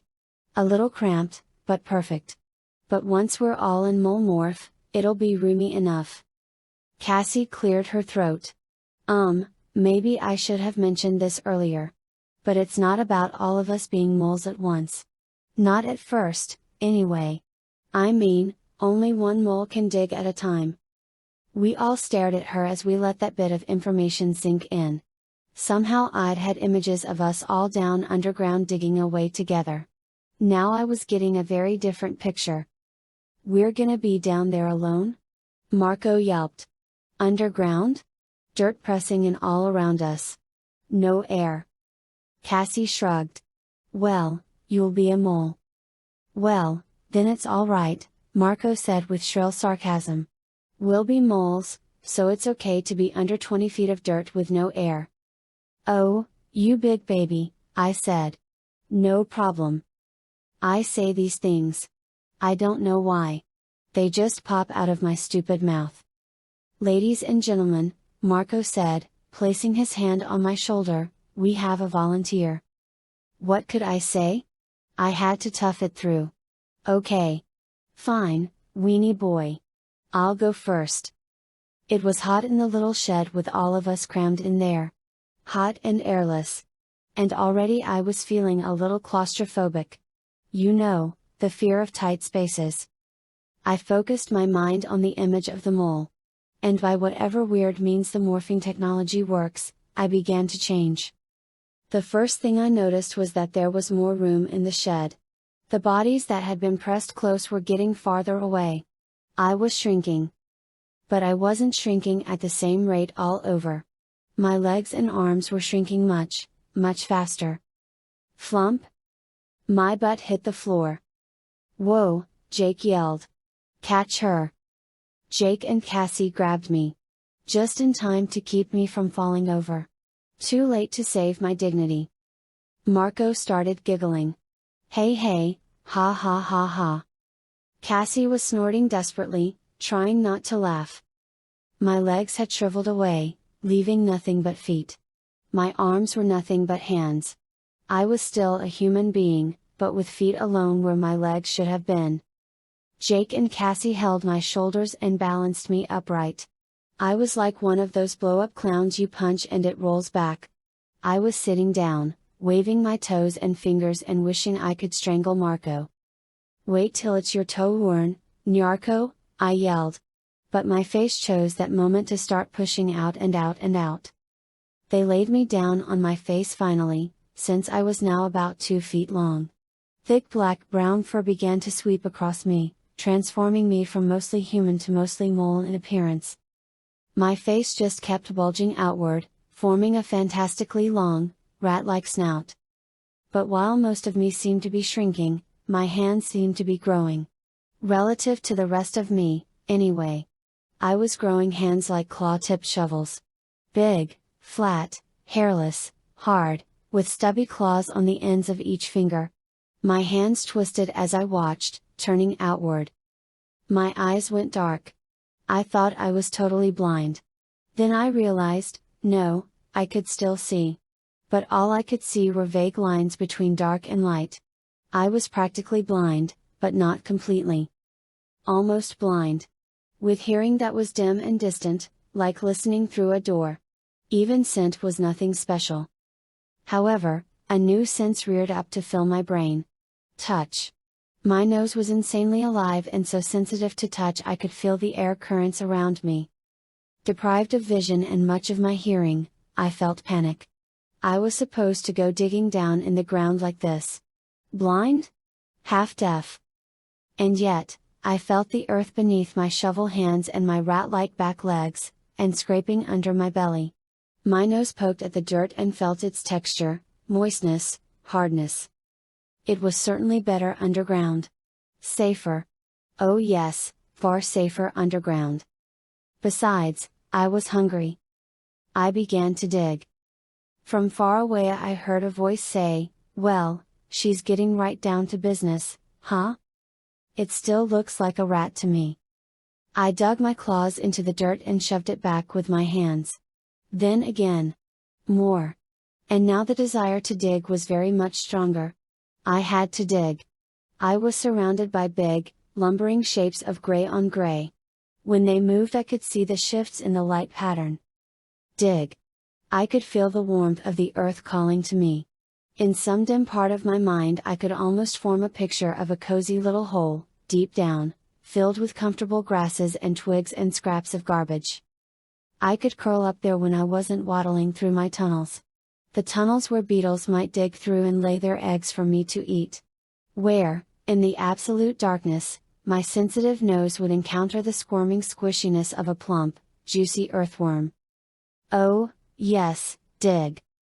You know, it occurs to me, maybe she's not in total control of this morph. Nah. Come on. You think a mole has strong enough instincts to take over Rachel's brain? Look at the way she's digging. Home? Rachel? Hey, Rachel? How you doing down there? Dig and dig and dig. Now my upper body was down in the warm darkness of earth. Dig harder. Get all the way under. Darkness was safety. The safety of warm, moist earth pressing in all around. She's not answering. She's totally gone mole on us. I wouldn't have thought moles had that powerful a set of instincts. Okay, better grab her before she gets all the way under. Suddenly, I felt something grab me. It grabbed my tail. It was pulling me backward. I dug furiously with my shovel hands. I scrabbled at the dirt, but it was too powerful. Up, up, up through the air. Exposed? Nothing around me but air, air, air. Emptiness. Hey, Rachel. It's me, Jake. Snap out of it. The mole brain has you. I snapped out of it. It was a sensation like, well, like emerging from a tunnel into daylight. I was back. I was me. Me, staring through those utterly useless mole eyes. Did not. I said. Yeah, right, I heard Marco say. I was just trying to get on with it. Hey, I'm here to dig, right? So I was digging, jerk. Jake put me back down by the shallow hole I'd made. Okay, Rachel. You were not having trouble. Everything was fine. I went back to work. But now the earth didn't seem so inviting or warm. Chapter 16. Down and down I dug. Till my entire body was in the dirt. And now I was no longer hiding beneath the mole's mind. I was a human being, digging blindly into the dirt. Why should it have been terrifying? Why? Was it the way the dirt pressed in all around me? The fact that I could not possibly turn around? I couldn't breathe. Only I could breathe. Yes, I was breathing. But that panic, that terror of suffocating in a dark place, kept rearing up. I could push it down, I could reason with myself, but that fear of suffocation was too strong. I was buried alive. Correction, I was burying myself alive. Down I went, down and down. I knew I should be digging a vertical hole, but it was impossible. The mole couldn't dig that way. The best it could do was slope downward. I dug. How long, I don't know. It seemed like a very long time. And then, quite suddenly, I couldn't stand it anymore. I needed air. I tried to back up, but no. I couldn't move that way. Come on, Rachel. Get a grip, kid. Get a grip. I said to myself. Just dig a turnaround. That's it. A little more off the sides. Yeah. Hang in there. No air. Oh, Lord, I'm buried alive. No. No. Hold on. Keep digging out a turnaround. I scraped madly with my hands, shoving the dirt back beneath my body to be shoved back by my hind legs. And slowly a chamber began to appear. A hole a few inches wide on either side of me. I tried turning. Not yet. Dig some more.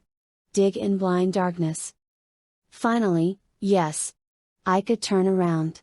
My sensitive nose felt the empty, open tunnel ahead of me. It was crumbly and far from perfect, but it was a tunnel. I raced down it, squeezing through the tight spaces, desperate, desperate for air. My nose emerged into light. It seemed blinding now. She's back, Cassie said. Rachel, are you okay? Yeah. Yeah. Fine, I lied. How far did you get? You were down there for 20 minutes. 20 minutes? No. It had been an hour at least. I don't know. I tried to visualize the tunnel I'd never actually seen but only felt. How long was it?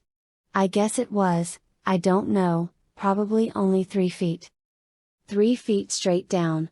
Jake said with a whistle. That's pretty good. The top of the Yeerk pool dome is probably what, 50 feet down maybe? Not straight down, I said. The mole can't dig straight down. It's just barely downhill. Maybe a foot deep. Oh, man, Tobias groaned. This is going to take us forever. We took 1-hour shifts. Between shifts those of us who weren't digging or standing guard walked down to the Mickey D's and bought fries and cokes. 6 hours of digging till we had each done our shift. The day was over. We couldn't stay any longer. We had to head home. Someone should carry a string down and to see how far we got, Marco suggested. No one volunteered. No one even moved. We were a haggard, unhappy-looking bunch of kids. Sweating and pale from the stress of fear and the constant morphing. I'll do it, I said. It's my turn. I morphed and Cassie tied the end of a string around my tail. Down into the tunnels again. We'd each gone as far as we could, then dug a turnaround. 6 turnarounds. I counted them as I passed each one by. I would have been sweating if I were human. It was hot and close. Very close. Like being in a coffin. That image kept coming up. Like being in a coffin. Like being buried alive. Like you wanted to kick and scream to get out, only no one would hear you because you were underground. Buried alive. Then my nose touched a wall. The end. I had reached the end of the tunnel. You'd think I'd have been relieved. But now the pressure to get out drove me to the edge of panic. I could barely control myself. Barely keep from screaming. I raced back along that tunnel as if something were chasing me. Was that light up ahead? No, I had only passed 3 turnarounds. Or was it 4? Finally, I poked my snout up out of the ground, crawled free of the hole, and began to demorph instantly. Ax was in his own body, having been in human morph too long. He measured out the string I'd carried down the hole. Would you like the measurement in feet or in meters? I was human enough to be able to see Marco roll his eyes. Whatever. The total length of the tunnel is approximately 41 feet long. I believe the slope ratio is about 6 to 1. 1 foot down for every 6 feet of tunnel. That would mean we tunneled down approximately 6.8 feet. I was emerging into my human body now and still trying to shake off the unholy willies. 6 lousy feet. Closer to 7 lousy feet, Ax corrected. Oh, man, Tobias moaned. If we're right and we have to dig down 50 feet, that would take us a week. You've got to be kidding. I'm a bird. I have no business being in a tunnel. I almost agreed. In fact, I almost said, forget it. I'm outta here. But I didn't. In fact, I was the strongest voice for going forward. See, I wasn't going to let the claustrophobia scare me. I wasn't going to let fear dictate what I did. Or maybe I was just a fool. Chapter 17. We got better at digging as we became more experienced. But then we found ourselves running into rocky levels no mole was designed to dig through. We had to figure out ways around the rocks. Long, time-consuming ways around boulders. And we could only dig after school. We'd bring our homework and sit in that stifling shed and quiz each other on history or science. Ax would stand there, listening gravely to the history, and laughing at the primitive nature of our science. One by one we'd go down that hole. We timed it out so the next person was always in morph and ready to go. 4 more days we dug. Till Cassie came back up and said, I think we're blocked. It's solid rock. We are not blocked, I said. We have not been doing all this just to end up blocked. There has to be a way. So down I went. Like an idiot. Like I was all excited about digging the stupid tunnel. Ax had calculated we were 25 feet down. Down through loose topsoil and clay and gravel. Down and down I scurried, pushing ahead with my little back feet, always clearing the tunnel of fallen dirt with my spade feet. I reached the end. The darkness was so absolute that no eye could see. Let alone a mole's eye. My nose touched the end of the tunnel. I began to dig. Rock. I moved left. Rock. I started thinking, hoping almost, that Cassie had been right. No more digging. No more tunnel. No more being buried alive. But then I found it. The seam between rocks. My nose felt it. I dug away some dirt and the seam grew. Yes, there was an opening. I hesitated. Did I really have to tell the others? They would take my word for it if I said Cassie was right. No one else was going to come down here to check. No one liked this any more than I did. I dug some more. And then. What? Air? A breeze. No way. But it was a breeze. Faint, and smelling heavy and damp and nasty. But a definite breeze. Air was flowing up between the rocks. Hey, guys? I called up in thought speak. But they were out of range.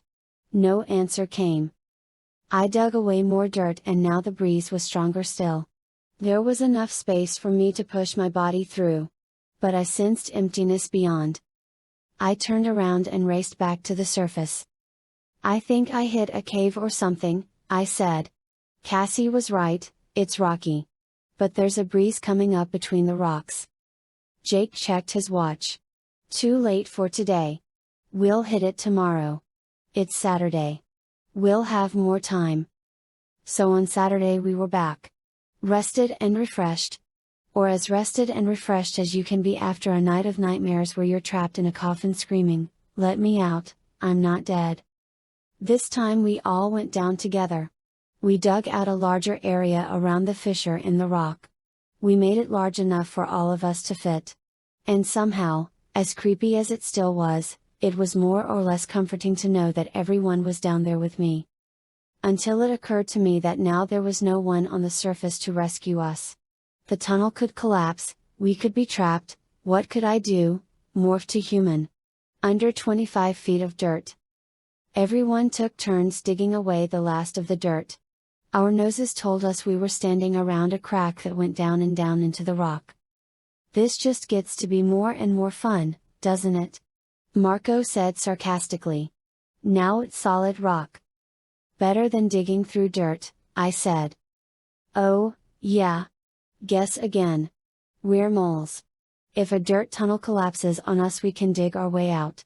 What do we do if rocks collapse in on us? He was right. I had to force myself to stay very still and not start running. If I started running, I'd never stop. If you're scared, I'll go in, I said. I'm scared, Marco confirmed. Help yourself.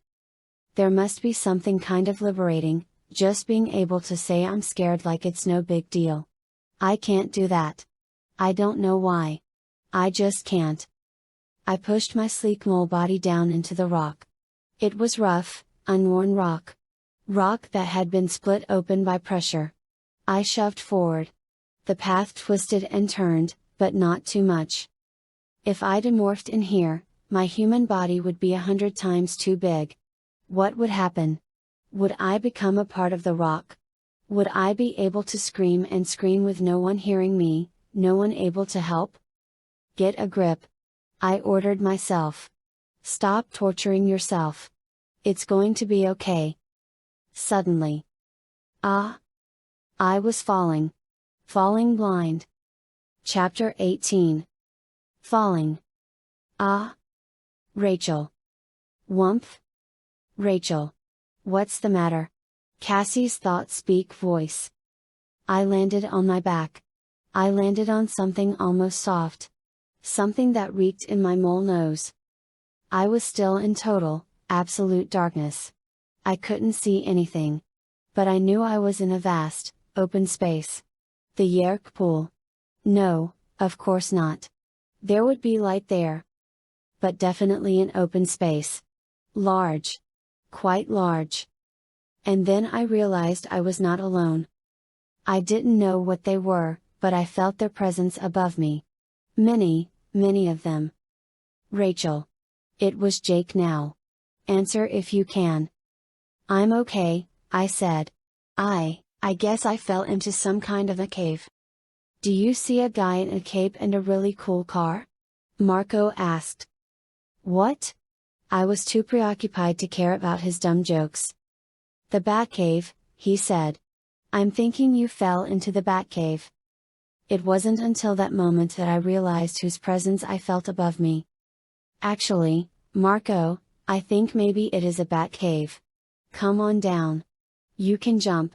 It's a nice, soft landing on a bat poop mattress. One by one they came, dropping down beside me. And soon we were 6 blind moles wallowing in mostly dried bat guano. Now that I was out of the tunnel, out of the confined space, I wanted to laugh. Well, this is pretty glorious, huh? We have tunneled our way into a major bat poop deposit. A whole week, and we have reached a bat cave. You know what I think? I think this whole thing has been cursed. And I think it's all my fault. I should have let that Edelman guy just splat on the concrete. We can't back out now, Marco said. I have 36 boxes of maple and ginger instant oatmeal at home. In easy open single serving pouches. We should demorph, Cassie said. Why? Tobias asked. So we can really enjoy the lovely ambience? I was thinking since we're in a bat cave, maybe we should go into our own bat morphs, Cassie said. Oh? I don't have a bat morph, Tobias said. Easily fixed in here, Cassie said with a laugh. I'll bet there are a few 100,000 bats hanging from the roof of this cave. Just hanging around and waiting for someone to come along and acquire their DNA. Greater than. You're awfully cheerful, Jake grumbled. We're in a cave way underground with no way out except a mole tunnel we can't reach anymore. No, no, no, Cassie said. Wrong? Don't you realize? The bats fly out of here at dusk. Out? As in out? As in exit. Hey? She's right. I yelled. We won't be buried alive in here. Not that I was worried or anything. No, we'll just be buried in bat poop, Marco muttered. Let's morph to bat like Cassie said. Yes, bat was a good idea. If you're going to be in a bat cave, best to be a bat. But first we had to pass through our own natural bodies. And oh, was that not fun? You think it's grim being a mole in a bat cave? Try being a human. For one thing, the cave was less high than we'd thought. For another thing, we all passed through the same helpless stage where we had big, swollen human bodies with tiny little feet and arms. Ah, man? Marco moaned. Buried in bat. Guano, Cassie said, supplying the word. Yeah, guano. That's what I was gonna say. Guano. This is Sigu Ross, I yelled. My arms and legs reappeared and I had to stick my palms down in the stuff to raise up. The only good thing was that the awfulness of the grossness completely distracted me from the claustrophobia. What are you whining about, Rachel? Tobias snapped grumpily. Try having feathers in this stuff. I raised myself up. I stood up. I raised my head. And that's when I made the discovery about the cave not being as high as we'd thought. You see, my head was entirely surrounded by soft, warm, fuzzy bats. There was really only one thing to do. Marco, I said. Be sure and stretch out. Up on your tiptoes now. Ah! He yelped. Oh, really funny, Rachel. That was so mature.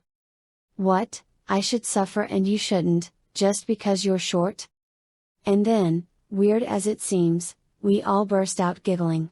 30 feet underground in a bat cave so dark you might as well be blind, lost, scared, and smeared with bat guano, we got the giggles. Chapter 19. Here? Have a bat, I said.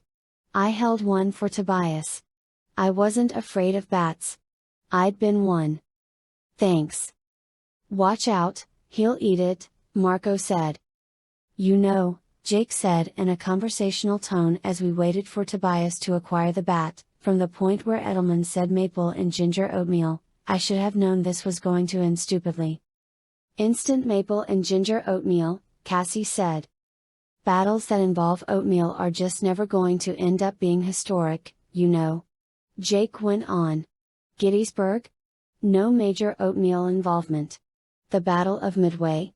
Neither side used oatmeal. Desert Storm? No oatmeal.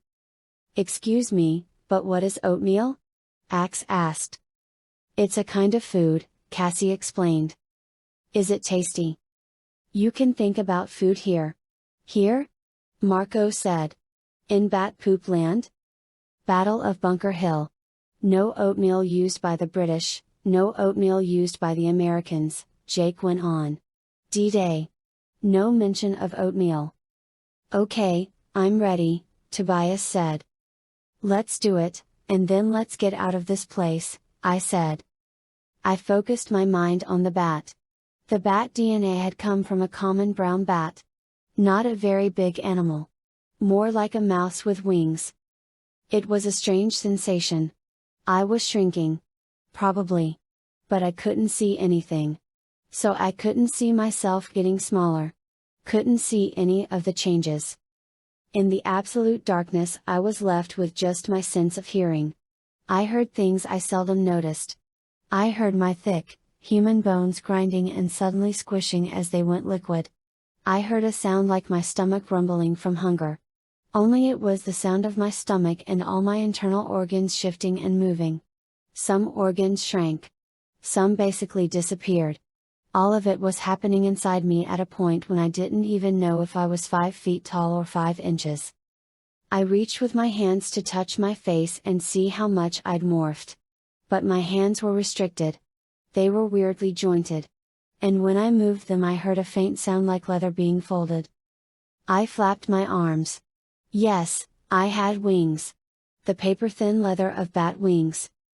And then, I felt that most vital of bat powers, I felt the echolocation. I fired an ultrasonic blast. Sound waves pitched higher than any human ear would ever hear. But I heard them. They came bouncing back to me and I heard every distorted, twisted, shattered echo. "Oh!" I said in amazement. I'd been a bat only once before, and only for a short time.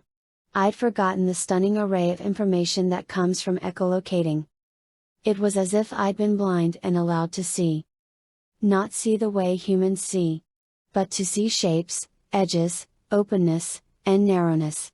I fired another burst and I saw the edges of 1,000 bats clustered above us.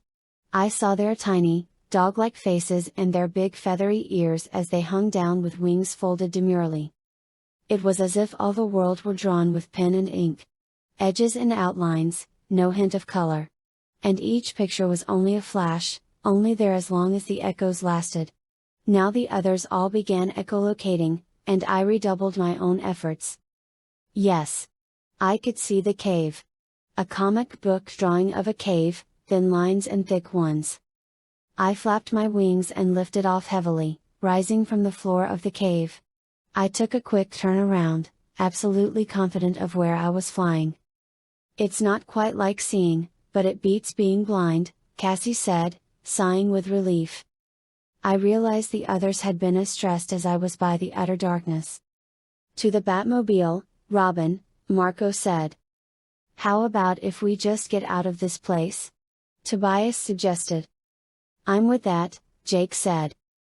We flew through the cave, which wound and twisted, always beneath hanging bat stalactites, and above a carpet of bat guano stalagmites. I could feel the way out. I could feel the slight changes of air pressure, the changes of temperature that showed the way out. But then, "You guys feel that?" I asked. "It's coming from our left," Ax said. "My echolocation is showing an opening. But not an opening to the outside." "Oh, man," I moaned. I could feel the nearness of the cave opening. But I could also feel this other exit. I had a pretty good sense of where that second exit might lead. "We could just go home," Jake said. He was offering us all a way out. Go home, forget about it for now. He didn't want to order us to go on if we weren't up for it. Everyone in a group has a role to play. At least that's how it always works out. My role was to say, "Let's do it. Let's go. That's what we came here for." But I was tired. And I'd had a really, really bad few days digging down to this stupid cave. So I said, "Let's do it. That's what we came here for." Sometimes it's hard to get out of a role once you've started playing the part. Chapter 20. It was a vertical crack in solid rock. In places it was no more than 8 inches wide. At its best it was a foot wide. With wingtips scraping the rock wall, we flew. Through a world seen only in echolocating sketches, we flew. Cool? This is so Star Wars. I said, genuinely enjoying it. Remember when they're attacking the Death Star and, greater than. Suddenly, the crack plunged downward. Down 10 feet and then. Whoa ho! We blew out into a world of light. I could see again. People think bats are blind, but they're not. I could see a vast, open area lit with stadium lights down below us. We fluttered in a circle at the top of a dome.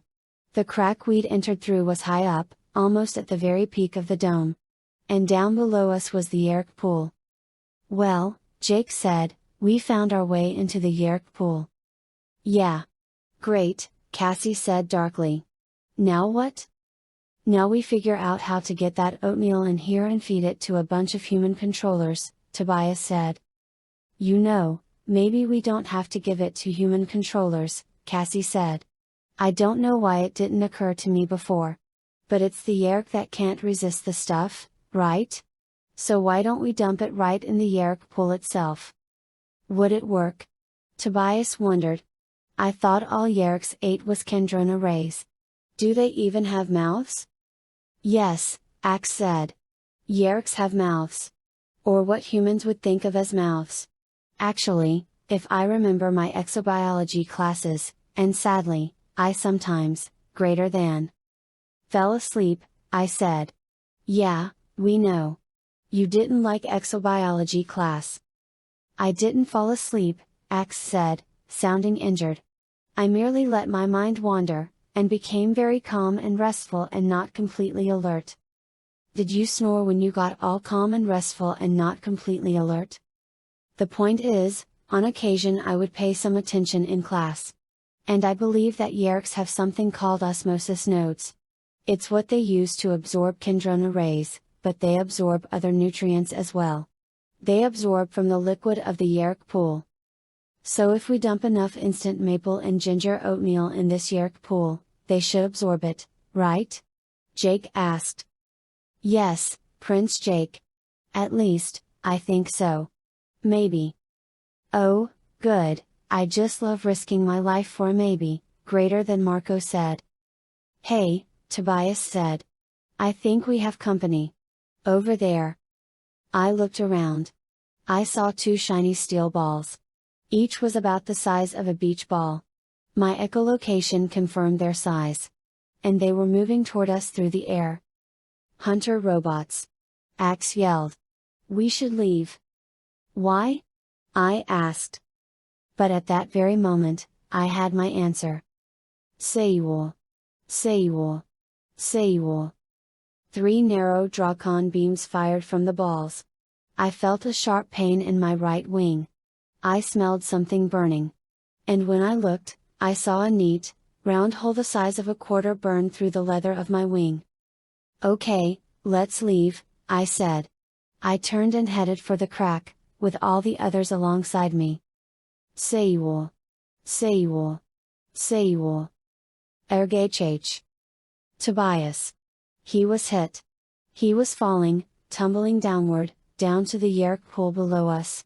I had a weird flash of poor Mr. Edelman falling, and then down I went after Tobias. Bats aren't all that fast in flight. Fortunately, Tobias had a lot of experience flying. He managed to use his one good wing to slow his fall. I caught him and grabbed with my tiny but strong little bat feet. Ax and Jake were there in a flash and we flapped madly, hauling him upward. But the hunter robots were closing in on us.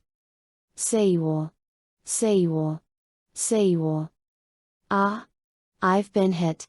Ax yelled. His flying weakened. It was no longer even possible to get Tobias back up to the crack. We're bats, Tobias gasped. I can hang. I realized what he was telling me. If we could get him to the rocks, any rocks, he could latch on and hang. Not exactly a solution, but the only thing we could do. Down swooped Jake, just in time. He slammed into us deliberately, pushing us toward the sloping rock ceiling. Tobias scrabbled madly and managed to grab some rock with his feet. The hunter robots came on, almost leisurely. Maybe they had enough intelligence to realize that they had us cold. Ax? Do those things have any weak points? Marco yelled. Cassie and Marco had flown off through all this. I couldn't blame them. But I had wondered. Visual aiming system, Ax groaned. A lens. Like a human camera lens. I see it, Cassie yelled. Bonk? Bonk? My echolocation saw the tiny rocks go flying. They were like bombs dropped from dive bombers. Cassie and Marco had each grabbed small rocks, dived toward the robots, and released them. One must have hit. One of the robots began to veer away like it was lost. But the other was just 20 feet away when it fired. I swept my good wing over Tobias, trying to shield him. Sayul. Sayul. The Drakon beam burned the wing off. Clear off. I had a stump of a bat arm. And I fell like a stone. Down, down, down through the damp air. Down to the Yeerk pool. Chapter 21. I fell. I saw Jake and Cassie come for me. But I knew they couldn't make it. Back off, you idiots! I screamed. And then I hit. Sploosh! I landed on my back. It knocked the wind out of me. I gasped for air. But I was under the surface. I was in liquid the color of lead. But living, seething water. The Yeerks were everywhere. all around me. I bobbed to the surface. I tried to fire my echolocation, but the liquid kept rolling over me in sluggish little swells. I was in the Yeerk pool. That awful fact was like an explosion in my brain. They were everywhere. All around me. They would get me now. I couldn't escape. I flapped my single sodden wing, but all I managed to do was churn the water a little. I started to call out to my friends. But no. No. They would kill themselves trying to rescue me. No. Only, what if the Yeerks made me a controller? I would betray all my friends. I wouldn't be able not to. They can only make you a controller if you demorph, I told myself. They can't do anything to a bat. Too small a brain for a Yeerk slug. Stay in morph. But then I began to notice something. The Yeerks didn't seem to be paying any attention to me. It was like they didn't even notice the presence of a floundering bat. Maybe they didn't. Those hunter robots weren't there specifically to kill us. They must have been programmed to attack any animal. The Yeerks were being careful. They knew we'd infiltrated the Yeerk pool before. So they had brought the bioscans to the entrances. And they had activated the hunter robots. But a lot of innocent animals must have been fried over time. Other bats had probably wandered in. So I was probably not the first animal to end up in the Yeerk pool with a Drakon beam wound. Thud. A Yeerk bumped into me. I froze. Nothing. Sloop? A Yeerk brushed against me. Nothing. It hit me then. Oh, man. They're blind. They can't see when they're in the pool. They can't see without using some host eyes. So how did they find their way back to their host when it was time? Smell? Sound? Some other sense? I looked up and saw the domed rock roof so high up above. I looked for my friends, but I couldn't see them. Maybe they were safe. Maybe not. If they had been taken prisoner, I had to save them. But I couldn't thought speak. They'd probably assume I'd been badly injured. Or worse. If I called them, they might be destroyed trying to save me. What should I do? If the Yeerks couldn't see a bat, could they see a human? I could morph to shark and go rampaging through the pool, eating the vile slugs till one of the controllers on shore saw my dorsal fin and burned me. There was a vaguely circular current in the pool. I was drifting around in a lazy semicircle. Coming closer and closer to that evil steel pier where they dragged the hosts and thrust their heads under the water to allow the Yeerks to re-enter. Under the pier. If I was going to demorph, that was the place. Closer, closer I drifted. Closer, and I could hear the shouts. The cries. The screams. The utter despair. No. No. Let me go, you have no right. Let me go, I have children who. The voice was cut off. The woman's head had been shoved brutally down under the surface. And seconds later, she stood up, perfectly calm. A controller once more. I could see the pier clearly, although from a very low angle. Bored Horkwire controllers dragged unwilling humans and unwilling Horkwire to the end of the pier, kicked their legs out from under them, and thrust their heads into the pool. It was just a day's work for the Horkwire. The threats and pleading meant nothing. They'd heard it all before. Hundreds of times. Thousands and thousands of times. The idea of morphing to a shark and laying waste through the Yeerk pool was starting to seem better and better. How I hated the foul slugs that surged and frolicked around me. But that would be a suicide mission. Maybe there was still some way to stay alive. The pier was coming closer. It was very low, just inches above the water surface. What should I do? Well, Rachel, I thought, you sure don't want to end your life as a one-winged bat. I began to demorph. There, floating amidst the enemy, I began to emerge back into human form. I was under the pier. I reached, hoping I had something like a hand. Rough, stubby fingers scraped along the steel underside of the pier. I thrust a face that was half human and half bat up into the 3 inches of airspace. I could see up through the gaps in the steel planks. I saw Horkbire feet and the short Horkbire tail go by overhead. I saw human feet being dragged. Please, no. Please, no. Please, no, the man whimpered. I was larger now, a lot larger, so more and more Yeerk slugs were banging into me or brushing past me. Oh, for my hammerhead shark's razor teeth! But that wasn't the way to survive. Chapter 22. Fully human, I began to morph again. I needed to be right at the end of the pier for it to work. I was going to get very, very small. The distances had to be small, too. I was going to do the one morph I'd sworn never to do again. I shrank. As I shrank, I pulled myself closer to the end of the pier. When my arms became useless, I paddled. I shrank and shrank till the low roof of the pier over my head seemed miles away. An extra set of legs extruded from my midriff. Antennae shot from my forehead. My body was severely squeezed into 3 segments. I was an hourglass with a head. My skin grew hard as fingernails. Just like a cockroach's exoskeleton. But I was not morphing a roach. I was going much, much smaller. A cockroach would be visible. A cockroach would be an elephant compared to the animal I was becoming. I was less than an inch long and still shrinking. Becoming the most terrifying animal I had ever become. I was becoming an ant. I fought my way continually to the surface. I couldn't afford to be trapped under the water. And soon, my natural buoyancy and small size kept me riding easily atop the swells. I took a last look around with my fading eyes. I knew what was coming. I knew I'd be almost blind. I needed to pick a direction and know where I was.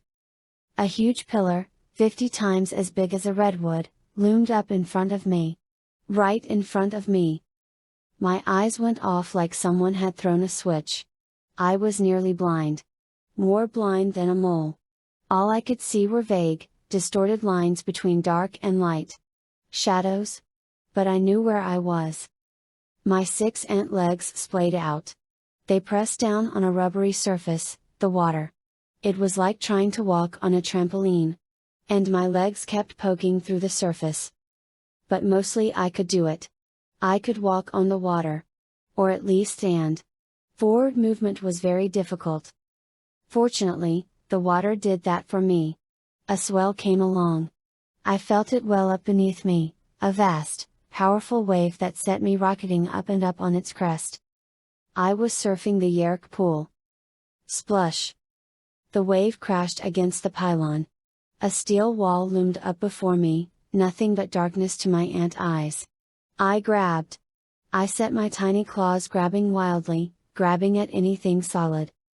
And then the water fell away beneath me. I had grabbed the steel pylon. Tiny surface irregularities, the very grain of the metal itself, were all I needed. Up I raced. Up to escape the next swell. It splashed. I felt the vibrations as the water hit the pylon. Felt the air move as it was displaced by the tiny, but huge to me, upward surge. The top of the water swept my back feet, but I had 4 more legs firmly attached, and I powered them with all my human will. I felt the ant's mindless, machine instincts. They wouldn't be any trouble. I had morphed the ant before. I was prepared. Besides, the ant was far from anything familiar. Far from the world of smell it inhabited. Up I went, climbing and climbing. Always upward. Ahead of me I sensed warmth.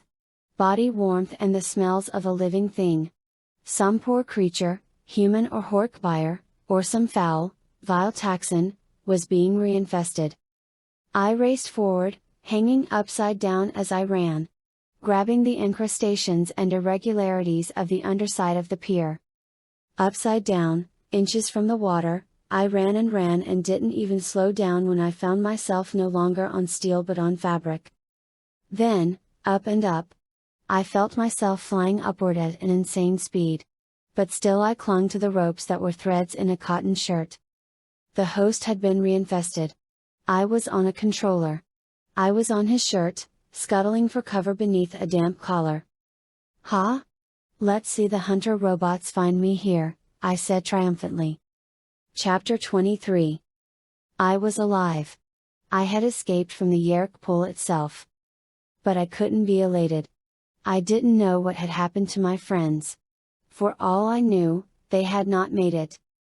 I was riding safe and secure, clutching to twisted cotton threads the size of bridge cables. Cheap shirt, I muttered to no one. I could feel the roughness of the fabric. Eventually, I was going to have to jump. Hopefully, the person I was on would go into one of the buildings. Hopefully, he was not going to head straight back out of the Yeerk pool to the outside world. I didn't want to leave the place. Not yet. I had to find out what had happened to the others. I felt a breeze blowing across me. I felt the fabric ripple. We were walking. How fast, how far? No way to know. Had the quality of the light changed? Impossible to say. I had to take a shot in the dark. Had to guess.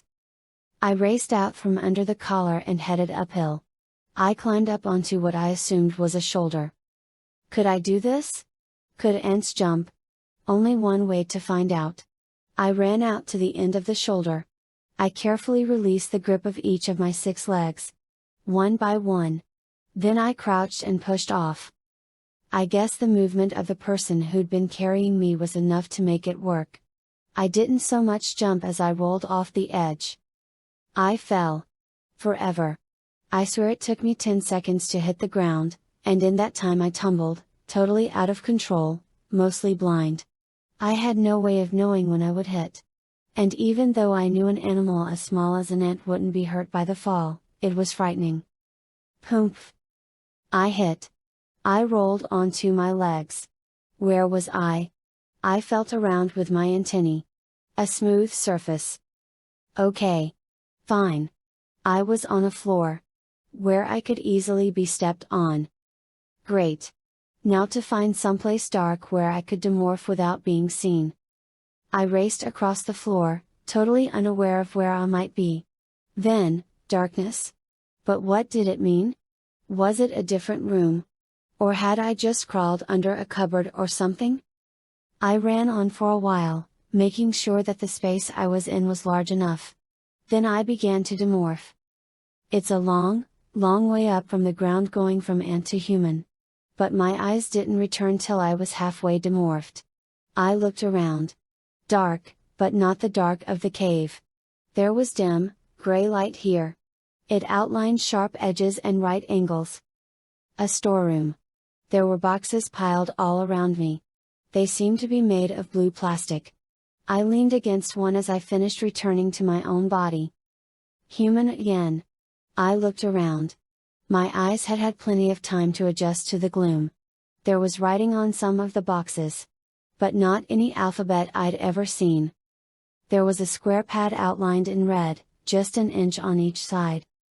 Well, why not? I muttered. I pressed the pad. Instantly the top of the box came loose with a sound like a vacuum seal breaking. It sounded like when someone opens a can of coffee. I looked inside. Then I smiled. I reached in and lifted out a hand-sized Drawcon beam. Cool? The grip was weird. Designed for Hork buyer hands. But that was okay. Right by my thumb there was a slide. It went up and down. Power settings, I decided. I had to use my middle finger to reach the trigger. Sudden light. A door opened. A Hork buyer warrior was framed there. He blinked once in the darkness. I raised my hand and squeezed the trigger. Siuyu. The Hork buyer dropped like a sack of dirty laundry. I stepped over to him. He was still breathing. I was breathing, too, in ragged gasps. So, that was the low power setting, I said. Then, what's keeping you? A human voice. Female. I ducked back into the darkness. She stopped when she saw the Hork buyer stretched out on the floor. She was just about to yell when. Siuyu. Down she went, sprawling right across the Hork buyer. She groaned once, then passed out. I looked at the Drawcon beam in my hand. Cool? Phasers on stun, Captain. I took the woman's shoes. As always, you can't morph shoes or bulky clothing. I took her blazer, too. It wasn't a bad blazer. I checked the label. DKNY. Excellent. A little big for me, but okay. I pulled my hair back into a ponytail.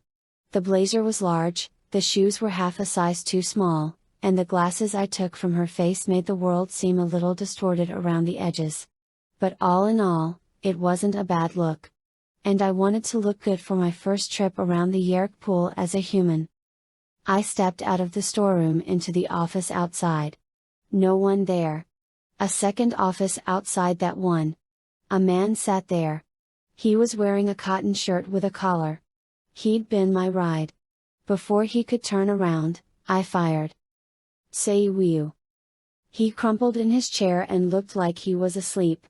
Which, of course, he was. I slid the Drakon beam into the pocket of the blazer. And then I stepped out into the world of the Yeerk pool. Chapter 24. I was slightly tense. I was walking around the Yeerk pool complex, wearing someone else's coat and shoes and glasses. I was carrying a Drakon beam. The smart thing to do would be to head for the nearest exit. But I had to see if the others were okay. Which meant searching the entire complex. The Yeerk pool itself is a sort of pond. But all around it is a base, with warehouses, armories, administration buildings, a motor pool, and a cafeteria for each of the major species of controllers. It was always being enlarged. Around the edges were human construction equipment, caterpillar earth movers and backhoes and dump trucks. But the evil heart of the complex was the Yeerk pool itself, and the cages where hosts, human and Hork buyer, were kept. Some of them shouted threats and obscenities. Others just sat wearily on the ground. They were the creatures whose Yeerks were in the pool at the moment. There was a nicer area, almost like a beach club, where voluntary hosts hung out. Some humans. A lot of Texans. Both areas were larger and busier than when I'd last been there.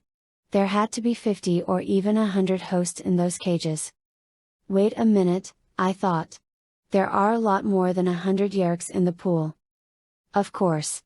Obviously, a lot of them were Yeerks awaiting fresh hosts. I considered. What would happen if I aimed the Drakon beam right at the pool and fired at maximum power? You'd never get the others back, that's what would happen. A pair of Hork buyer marched by me. I stiffened, but they had no interest in me. I was just another human controller as far as they were concerned. Then another pair of Hork buyer came by at a run. I followed them with my eyes. There were other Hork buyer, all rushing toward the edge of the Yeerk pool nearest the steel pier where they unloaded the Yeerks. I drifted after them. I had to look cool, calm. No matter what. I couldn't look out of place. But what I saw, there in the center of a circle of Hork buyer, made me want to cry out. Ax? He was demorphed. Fully Andalite. And there were no less than 30 Hork buyer warriors around him, all with Drakon beams leveled. An Andalite can almost always beat one Hork buyer. Usually two. But not 30. Ax was trapped. He seemed calm. Or maybe just resigned. I looked around for the others. I didn't see them. I reminded myself they could be in any number of bodies. Probably they were okay. Probably. I hoped he would notice me. It might encourage him. But Ax was facing a sea of angry, triumphant faces. He had a lot to look at. Two big Hork buyers stepped forward and very carefully slapped a metallic rope around his legs and arms. Then, even more carefully, they slid a sort of sheath over Ax's deadly tail blade. Once Ax was helpless, they shoved him rudely onto his side and dragged him off through the dirt. An Andalite. Here, someone said. I glanced toward the voice. A distinguished-looking older woman. Yeah, I said. I wonder if he was alone. She snorted. Andalite scum. Always skulking about, passing as some sort of animal or bug with their morphing technology. They caught two others. Or at least they think they did. A pair of bats. She grinned. They could just be bats, I suppose. But we'll find out soon. The Visser is coming, she laughed an evil, somewhat frightened laugh. He'll find them out. I tried to mimic her laugh. Oh yes, the Visser will take care of the Andalite scum. I wish I could stay and watch, she said. But I have to get back. My host is a judge and there's an important case I must prepare for. She walked away. I made a mental note of her face and occupation. I also made a note of the fact that she was lying. She didn't want to be anywhere near Visser Three. Which just proved she was smart. The Visser had a temper. And when the Visser got mad, heads always rolled. Literally.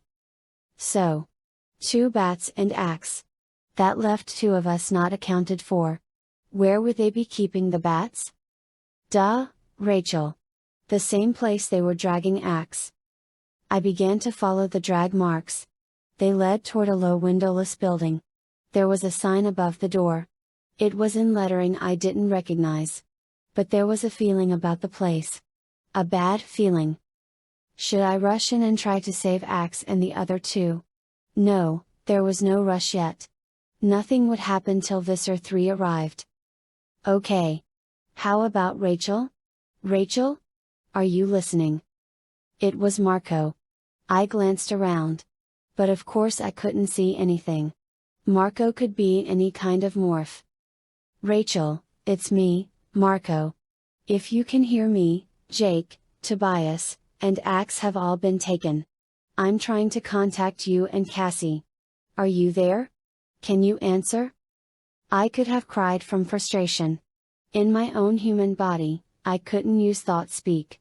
It was a relief to know Marco was still free. No? Well, I hope you're okay. I'll try again later. I had reached the door of the sinister building. Now what? Suddenly, a commotion. A small knot of humans and 1 Hork buyer were coming toward me. Or at least toward the door. I don't know how it got there. A human voice wailed. I'm telling you it's a mistake. She was young. No more than 18. She was scared but helpless in the grip of the Hork buyer. An older, male human controller shook his head. You can tell it to the Visser. He'll be here soon. No. The young woman gasped. It's a huge mistake. It's a mistake, all right, the man said. He reached into the backpack the girl was carrying. He lifted out a small Rubbermaid container. He shoved it in the girl's face. What do you call this? It's just cereal. It's something the humans call Raisin Bran. Human bodies need fiber in order to function properly, so. The man cut her off. He opened the Rubbermaid and sniffed it. He held it out for her to see. No raisins. Don't lecture me about humans. I've been in this host body for 2 years. And I know the smell of maple and ginger. Fool. You're as stupid as the humans with their drugs. Never thought I'd see self-respecting Yeerks lower themselves to behaving like humans. He jerked his head. Take her away. The Hork buyer dragged the girl into the building. The older man handed the Rubbermaid to another human controller. Too many of our people going host happy. These human hosts can be insidious. Check this in with a contraband locker. They're running out of room over there. They've taken in over 200 human pounds of this stuff. 200 pounds? Well, hello opportunity, I whispered. Chapter 25. They kept the oatmeal in more of a shack than a building. It was like one of those tin sheds that people put in their backyards to store rakes and hoses and the lawn mower. However, it was guarded by 4 very alert, very serious looking Hork buyer. The shed was perhaps 50 feet from the edge of the Yeerk pool itself, and just behind the human cafeteria. I took a deep breath. Okay. Marco was free, but I didn't know where. Jake, Tobias, and Ax were all prisoners, probably back in the security building. Cassie was somewhere, and I had no idea where or if she was okay. I had to stifle an urge to cry at the thought of Cassie hurt. Okay, now stick to business, I told myself sharply. You're the only one who can save them. In addition to everything else, I knew Visser Three was on his way. Jake and Tobias were running short of morphing time, and there were 200 pounds of maple and ginger oatmeal sitting in a shed within 50 feet of the pool. There had to be some way to make all this work. I just had to step back and see the big picture. Somehow? But the truth is, I'm not good at that kind of thing. Jake sees big pictures. So does Cassie, in a different way. Me, I see what's right in front of me. I'm good at taking action. Okay. First of all, whatever you're going to do it before Visser Three gets here. First priority was rescuing my friends. I just needed time to SCRRR eat. SCRRR eat. SCRRR eat. An alarm. Flashing lights. Hork buyer running. Running toward the storeroom where I'd draconed those people. Oh. Okay, that was stupid. I should have realized they'd be found. Now the Yeerks would know they hadn't gotten all of us. One more time. It's me, Marco. Calling Rachel. Come on, Rachel. You're starting to worry us all now. Where are you? Thump. Bump. People rushing all around me. Hurrying? A huge Taxon slithered past, needle legs flashing, its big red, round mouth gasping at the air. What had Marco said? You're starting to worry us all now. Us all? Did that mean he'd contacted all the others? Someone grabbed me. What's the matter with you? Get to your action station. There are more Andalite scum among us. The man released me and ran about 3 feet. Then he stopped. I could practically see the wheels turning in his head. He turned back to me, his face alive with suspicion. I stepped right up to him so no one would see the flash. I lifted the Dracon beam and squeezed the trigger. Siuyu. Ah! The Dracon blast was too close. Some of the energy bounced back off the man and stunned me. It was like grabbing a bare electrical wire and jabbing it in my stomach. I clutched my stomach and backed away. Heads turned. Eyes narrowed. He's one of them, I yelled, pointing at the prostrate man. He tried to shoot me with this. I held up the Dracon beam as evidence. A crowd rushed forward, Hork buyer among them. They encircled the man as I backed away and tried to become invisible. SCRRR eat. SCRRR eat. SCRRR eat. Oh, Rachel, Marco sang in my head. Where are you? Where's the girl who was just here? I heard a voice yell from the midst of the crowd. I turned and walked away. Walk, don't run, I told myself. Well, find her. Rachel. A voice hissed. I swear I almost wet myself. I reached for the Dracon beam. It's just me. Cassie. She was suddenly right there in front of me. Oh, man, am I glad to see you. How did you get here? How did you get here? Never mind, I said. I'm in trouble. I am so not surprised, she said. Come on, we have to get away from here. We walked away and I filled her in on what I knew. Which wasn't much. So, what do we do? She asked. I was hoping you'd have some ideas.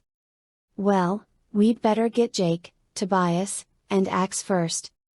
Yeah, but how? They're surrounded by Hork buyer on a high state of alert. Visser Three's on his way. I saw her glance at the Yeerk pool. They're almost helpless in their natural state, aren't they? Suddenly a loudspeaker crackled to life. A blastingly loud message in some language neither of us spoke. And then, to my amazement, the top of the dome began to open up. It was just a circle, and from the filtered quality of the light that came down I could tell it was the bottom of a tunnel. It must have cut straight through some portion of the Bat Cave. Floating down on jets of brilliant blue gases came a bug fighter. 3 guesses who that is, Cassie muttered. Chapter 26. The bug fighter bearing Visser Three floated down to a gentle landing not 100 feet away. I caught a glimpse of him as he stepped out. He looked like an older Ax. But even though Visser Three had infested an Andalite body, there was no mistaking him for a real Andalite. Not once you knew him. There was a darkness you couldn't see, but could definitely feel. A darkness spreading outward from him that caused people to lower their voices, speak in whispers, and try to shrink inside their own skin. Some butt is going to get kicked, I predicted. The Visser's thought-speak roar filled every brain in the Yeerk pool. Seal every exit. No one move. Not a single twitch, do you hear me? I have secure troops coming down. Until they check you, no one moves. If any of you see any movement, destroy. Destroy it. Do you understand me? I will not tolerate failure. 2 more bug fighters were descending now. Visser Three was being careful. He knew we could be anyone. He knew we could even theoretically be an Hork-Biomorph or Taxonomorph. He'd brought fresh Hork-Bio down from his blade ship to begin checking us, one by one. We're toast, Cassie said, barely moving her lips. We were alongside the building used to feed human controllers. We were partly blocked from view, and almost everyone in the place was staring straight ahead at Visser Three. Still, there were 2 human controllers and a Taxon behind us, where they would see us if we moved. Into the cafeteria here, I whispered. Combat mode. Get ready. Get ready for, where did you get that? Cassie had seen my Drakon beam as I drew it. I spun to face the Taxon. He moved. It's an Andalite. I screamed. I squeezed the trigger. Siuyu. Down went the Taxon like a sack of pudding. Siuyu. Down went the first human controller. Siuyu. Down went the second. We were clear. For about 3 seconds. I ducked into the cafeteria and was already starting to morph. The building was empty. Everyone was outside, gaping in fear at their leader. Who's firing over there? The Visser bellowed. I said, freeze. Cassie and I banged through folding chairs and slammed around tables loaded with interrupted meals. Back there, I yelled, pointing to a door. I yanked it open. A food pantry. And there, sitting calmly atop a crate of canned minestrone and enjoying a banana, sat a gorilla. Marco? No, some other gorilla, he said. I've been trying to contact you 2 for, greater than. Some other time, I yelled. Hold this. I'm morphing. I tossed him the Drakon beam. Cool? Visser Three is here. Jake, Tobias, and Ax are surrounded by Hork-Bio, and there are 200 pounds of oatmeal in a shed. The gorilla blinked. You have some brilliant yet probably suicidal idea, Xena? No. What are you morphing? Grizzly bear. It's butt-kicking time. No, wait, Cassie said. The stupid oatmeal.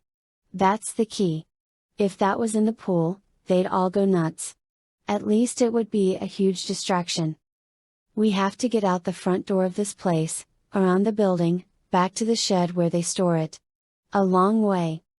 Marco nodded, like a wise gorilla. Doesn't that mean it's right back here? He pointed through the wall. I smiled. Come to think of it, it would be a lot shorter trip if we went through the wall.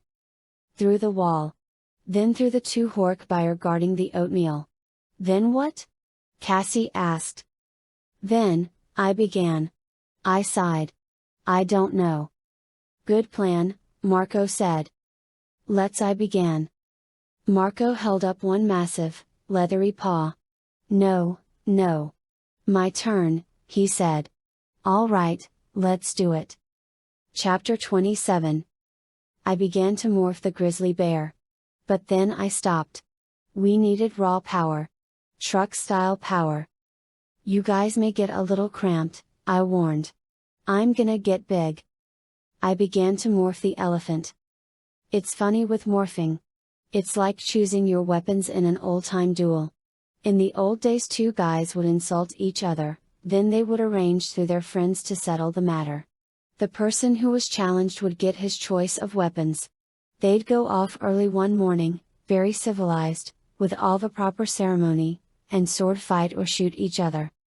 Pretty much like some people do today, only nowadays the duelists always seem to slaughter some innocent bystanders. But that's a little of what it's like. I was going into battle. Which weapon should I use? I liked the bear because it was so utterly powerful and destructive. But in this case, the elephant morph was the proper weapon. And just like with one of those old-time, early morning duels, I had plenty of time to think about being scared. I began to change. I began to get large. My legs thickened to become telephone poles. My arms thickened even more and the weight of them made me fall forward. My fingers and toes disappeared, leaving behind only thick, bony nails. I realized I could see something flapping around my head. Flapping like someone shaking a sheet out of the dryer. It was my ears, growing thin and huge. My face bulged outward. It was as if someone were blowing my head up like a balloon. My eyes moved apart, spreading farther and farther, blurring my vision. My nose melted with my upper lip and began to grow like some nightmare Pinocchio. It grew till it wasn't a nose anymore, but a rope, a cable, a massive octopus tentacle so strong I could rip trees out of the ground. I was monstrous, towering huge above Marco, and Cassie in her wolf morph. My back pressed against the roof. My side shoved crates and boxes aside. "Marco, look out!" I yelled and Marco dropped the Drakon beam trying to get out of the way. Because at that moment, my teeth ground and cracked and suddenly sprouted. Out, out, out from my mouth they grew, forming two long, curved tusks. If Marco had stayed where he was, he'd have been impaled. "Marco, get the Drakon beam. You dropped it. Your fingers are the only ones that can work it." "Dropped it where? Under you? Great." He crawled awkwardly beneath my bulging gray stomach and emerged with the Drakon beam in his fist. "Okay," I said. "Right for the oatmeal shed, no stopping." "Ready." "Ready," Cassie said. You know, Jake was right. You just never hear about Oatmeal being involved in any of the great battles of history, Marco observed. "Yeah, whatever," I said tersely. "Come on." I didn't have to do much to go through the back wall of the pantry we were in. I just leaned forward and pushed my head against the wall. My head alone weighed more than half a ton. It was a serious battering ram. Crrrrrrunch. Crunch. Screunch. Down came the wall. Down came half the roof on my back. Out we barreled, an elephant, a wolf, and a lumbering gorilla. The shed was 30 feet away. No more. Not even 2 body lengths for me. 1, 2, 3 steps and I was there. The 2 Hork-buyer yelled and almost ran, but then held their ground. I had to admire that. Go to the zoo sometime. Take a good, long look at an African elephant, and imagine that thing charging for you. See how long you'd want to stand there. Slash! A lightning quick swipe with an arm blade, and I had a bright red line in my trunk. It was just a shallow cut, but it hurt. I screamed. I kept my speed, and plowed straight into the Hork-buyer. 10,000 pounds of fast-moving elephant. The brave Hork-buyer controller was out of the fight. No time to stop. I saw Marco and Cassie take down the other Hork-buyer. 2 more Hork-buyer coming. Cassie yelled.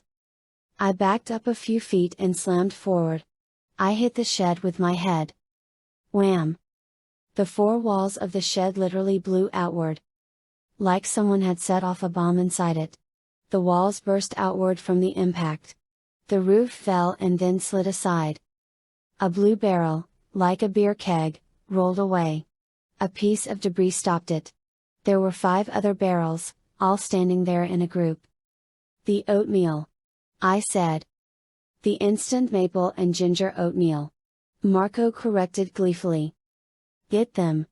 A huge, thought-speak voice roared. The voice of Visser Three? I turned my head to look. An entire army of Hork-buyer, Texans, and human controllers was rushing for us. There was no way out. No way at all. And there, in the midst of the onrushing army, was Visser Three. I wrapped my trunk around one of the barrels of confiscated oatmeal. I lifted it up like a feather. I saw the closest Hork buyer hesitate. I threw the barrel in a high arc. It landed with a big, soggy splash, right in the middle of the Yeerk pool. "It's not sinking!" Cassie cried. "Marco! Point the Drawcon beam at the barrel. Now!" The big gorilla raised his mighty arm and aimed the Drawcon beam at the barrel. "Your move, Visser," I said. Chapter 28. "Stop!" that awful voice roared. And every living thing stopped. They barely breathed.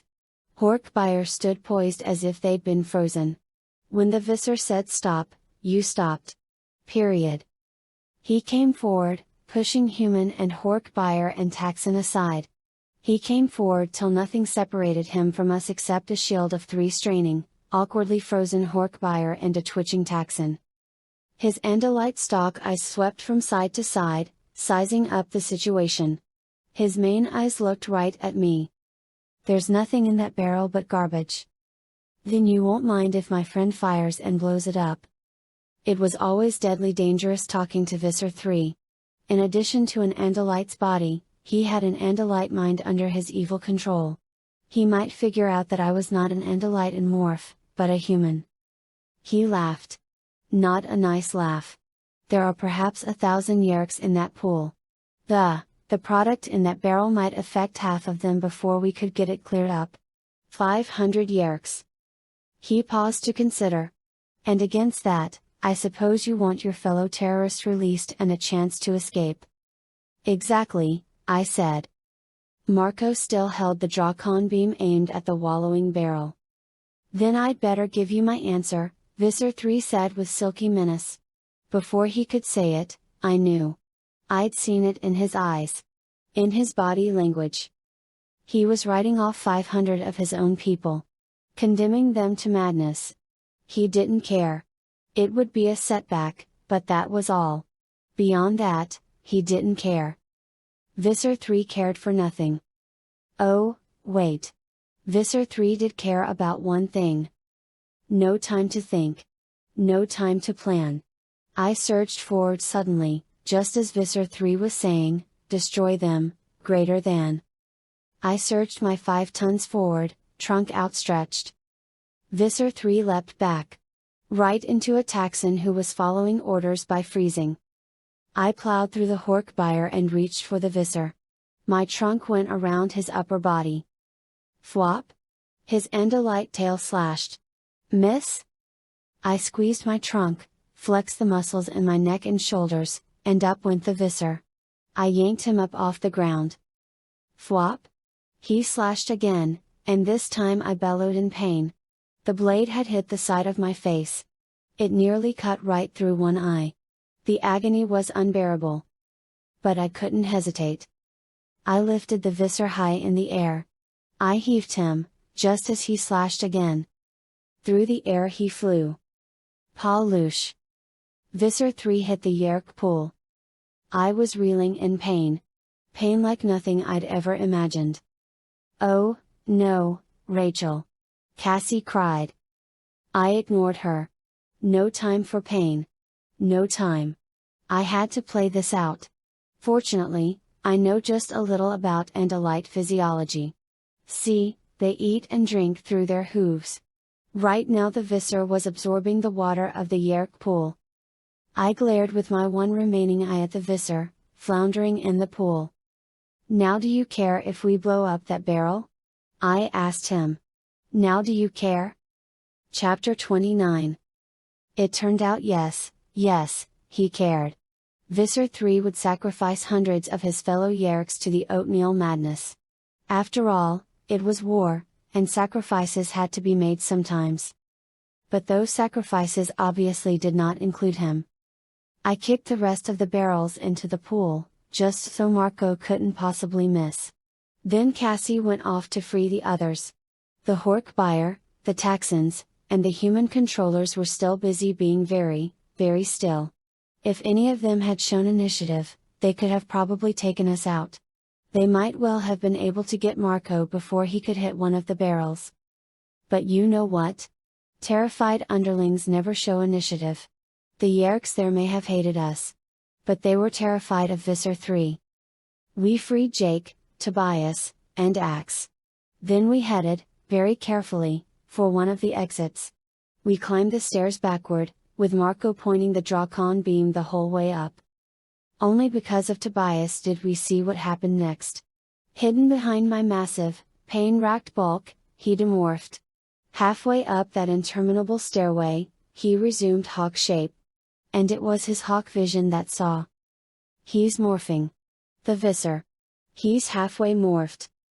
He's getting out of his endolite shape, taking on some form that won't absorb the water, Jake said. Then the stupid Oatmeal won't bother him. He'll come for us. How far along is he? Ax demanded. Can't tell, Tobias cried. He's going under. He's submerging. I glanced up the stairs. A long way still to go. And I was weak from my injuries. Yet I couldn't demorph and reveal that my true shape was human. Plenty of time for Visser Three to come popping up out of the water in one of his vile, alien morphs and come for us. We were weak and exposed on the stairs. I was practically out of the fight. Jake was still a bat. No way to win if he managed to come after us. Marco has to shoot, I said. I looked at Cassie and Tobias to see if either of them would object. He's not leaving us any choice, Tobias said grimly. He hopped over to sit on Marco's shoulder. You're aiming high, he said. A hair lower. Lower, fire. Siuyu. Far down below us, one of the floating barrels went, poomph. A gray substance like confetti exploded out and settled in the water. That should keep them busy, Tobias said. Let's bail.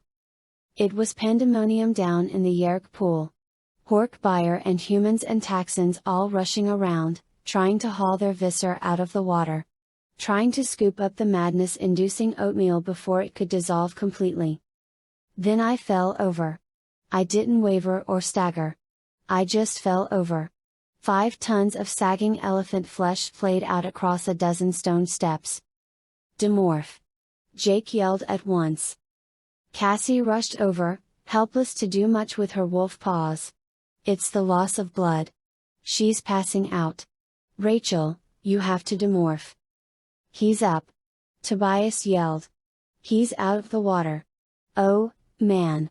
What the, Ax, what is that thing? I don't know, Ax admitted. It's no creature I've ever seen before. But it looks extremely dangerous. I was demorphing as fast as I could. You guys get going. I'll catch up. Yeah, right, Rachel, Cassie said. It's like some kind of pterodactyl almost, Jake said. Like one of those flying dinosaurs. Only it's covered in quills all over its back. Jake was demorphing. I was demorphing. Too slowly. All we have is a monkey and a wolf. I yelled. You guys run. You can pick up Jake and run. A monkey? Marco said archly. You know, I almost could run off and leave you. You have more than a gorilla and a wolf, Ax said calmly. You have an andalite. I was shrinking all the while. And as I became less elephant and more human, the pain began to diminish. I could feel strength returning. But I was still so tired. Could I morph again? I have to report there are Hork buyer coming down the stairs toward us, Ax said. He was the only one of us who'd been looking in that direction. It helped to have 4 eyes. Great, Jake snapped, human again. We're trapped. And here he comes. I turned my now human head toward the sound of vast, leathery wings. I saw something that might have been a winged porcupine, only the quills were each 5 feet long. Its head was elongated forward and back. The beak itself was another 5 feet. It flew slowly, with great effort, but it was coming closer. My heart sank. Had he seen us in our human bodies? I turned my head to look back up the stairs. The Hork buyer were 100 feet away, pounding down on us. We were trapped. No time to morph, even. Trapped. The stairway entered solid rock and earth just 10 feet upward.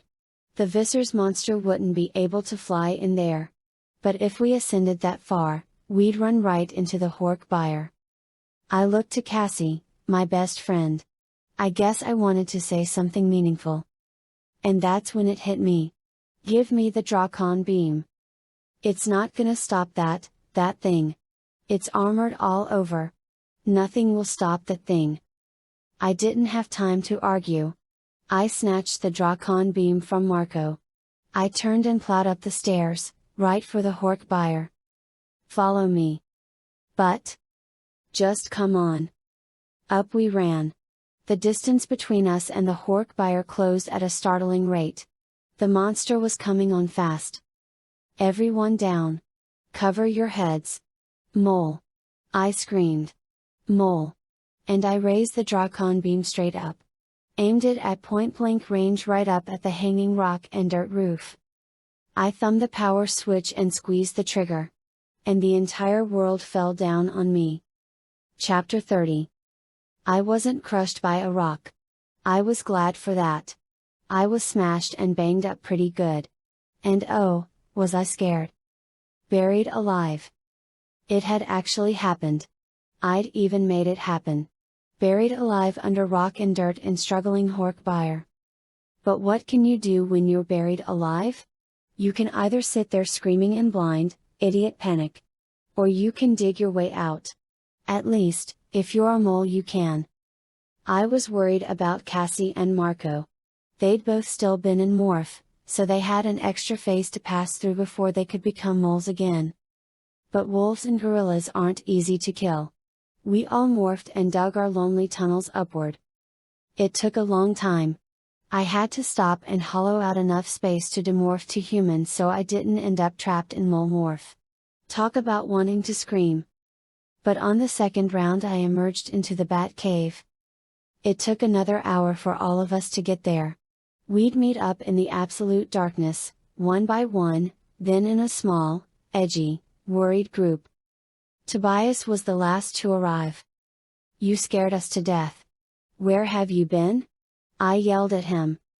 I was worried about you, too, Rachel, he said, with a smile in his silent voice. Finally we morphed into our bat shapes. Exhausted beyond all belief. I could have just lain down there in the eternal darkness and slept for a week. And then, just as we were echolocating around, looking for the exit, the strangest thing happened. The entire cave came alive. In a slow motion rush all the bats began to drop their grip on the rock roof. They dropped, opened their wings, fired their echolocation sounds, and took off. Must be sundown, Cassie said. Yeah, but sundown of which day? I muttered. We exploded from the cave. Maybe 100,000 bats. Maybe 1,000,000. Who can count that many bats? We headed for home, too exhausted even to make dumb jokes or laugh or be happy we had survived. But as tired as I was, there was one thing I wanted to do. Maybe I have a soft spot for lunatics. After all, if I ever told anyone what my life was like, I'd be in a rubber room so fast I'd get whiplash. When I was done, I flew home and demorphed in my room. I went downstairs as calmly as if I'd never left. Where exactly have you been all day, young lady? My mother demanded. But just then the phone rang. My mom took the call. She listened and kept saying, "What?" She said what? About 9 times, each time louder than the time before. Then she sat down and stared at Sarah and Jordan and me. What is it? I asked. It's my client. Poor Mr. Edelman. She shook her head like she was trying to clear something away. He escaped from the institution. The nut house? Jordan asked. He's gone. Ran away. But what's bizarre is how it happened. They're claiming a grizzly bear calmly walked in, knocked the doors down, and told the man, in some kind of psychic way, I mean, you have to envision a talking grizzly bear, a psychic talking bear, told the man. She checked the notes she'd written down. Told him to leave, get out, but not to do anything dumb like trying to hurt himself because, the bear, had had a really lousy day and didn't want to have to save him again. Jordan and Sarah stared at my mother like she was crazy. "Hey, I'm not the one who claims to have seen all this," my mother said defensively. I shrugged. "Bunch of nuts," I said dismissively. "I mean, come on. A grizzly bear. Right. It wasn't much. I couldn't really help Mr. Edelman. No one could. But some of the time his own, human mind was in charge. And during those times, in between the mad ravings of the Yeerk, I wanted him to be free." The doorbell rang. "It's Marco," Jordan sang. "She thinks he's cute." "Tell him to go away," I yelled back. "I'm tired." Jordan reappeared a few moments later. She was carrying a huge stack of small boxes. "Your friend Marco says his dad is making him get rid of all this stuff." She dumped the boxes of maple and ginger oatmeal all over the kitchen table. That was the end of the first and only great battle ever to involve oatmeal. And, by the way, if you ever see some poor, mad, deranged gentleman wandering the streets and raving away about things that live in his head, well, if you can handle it, give the man your spare change. End of Book 17.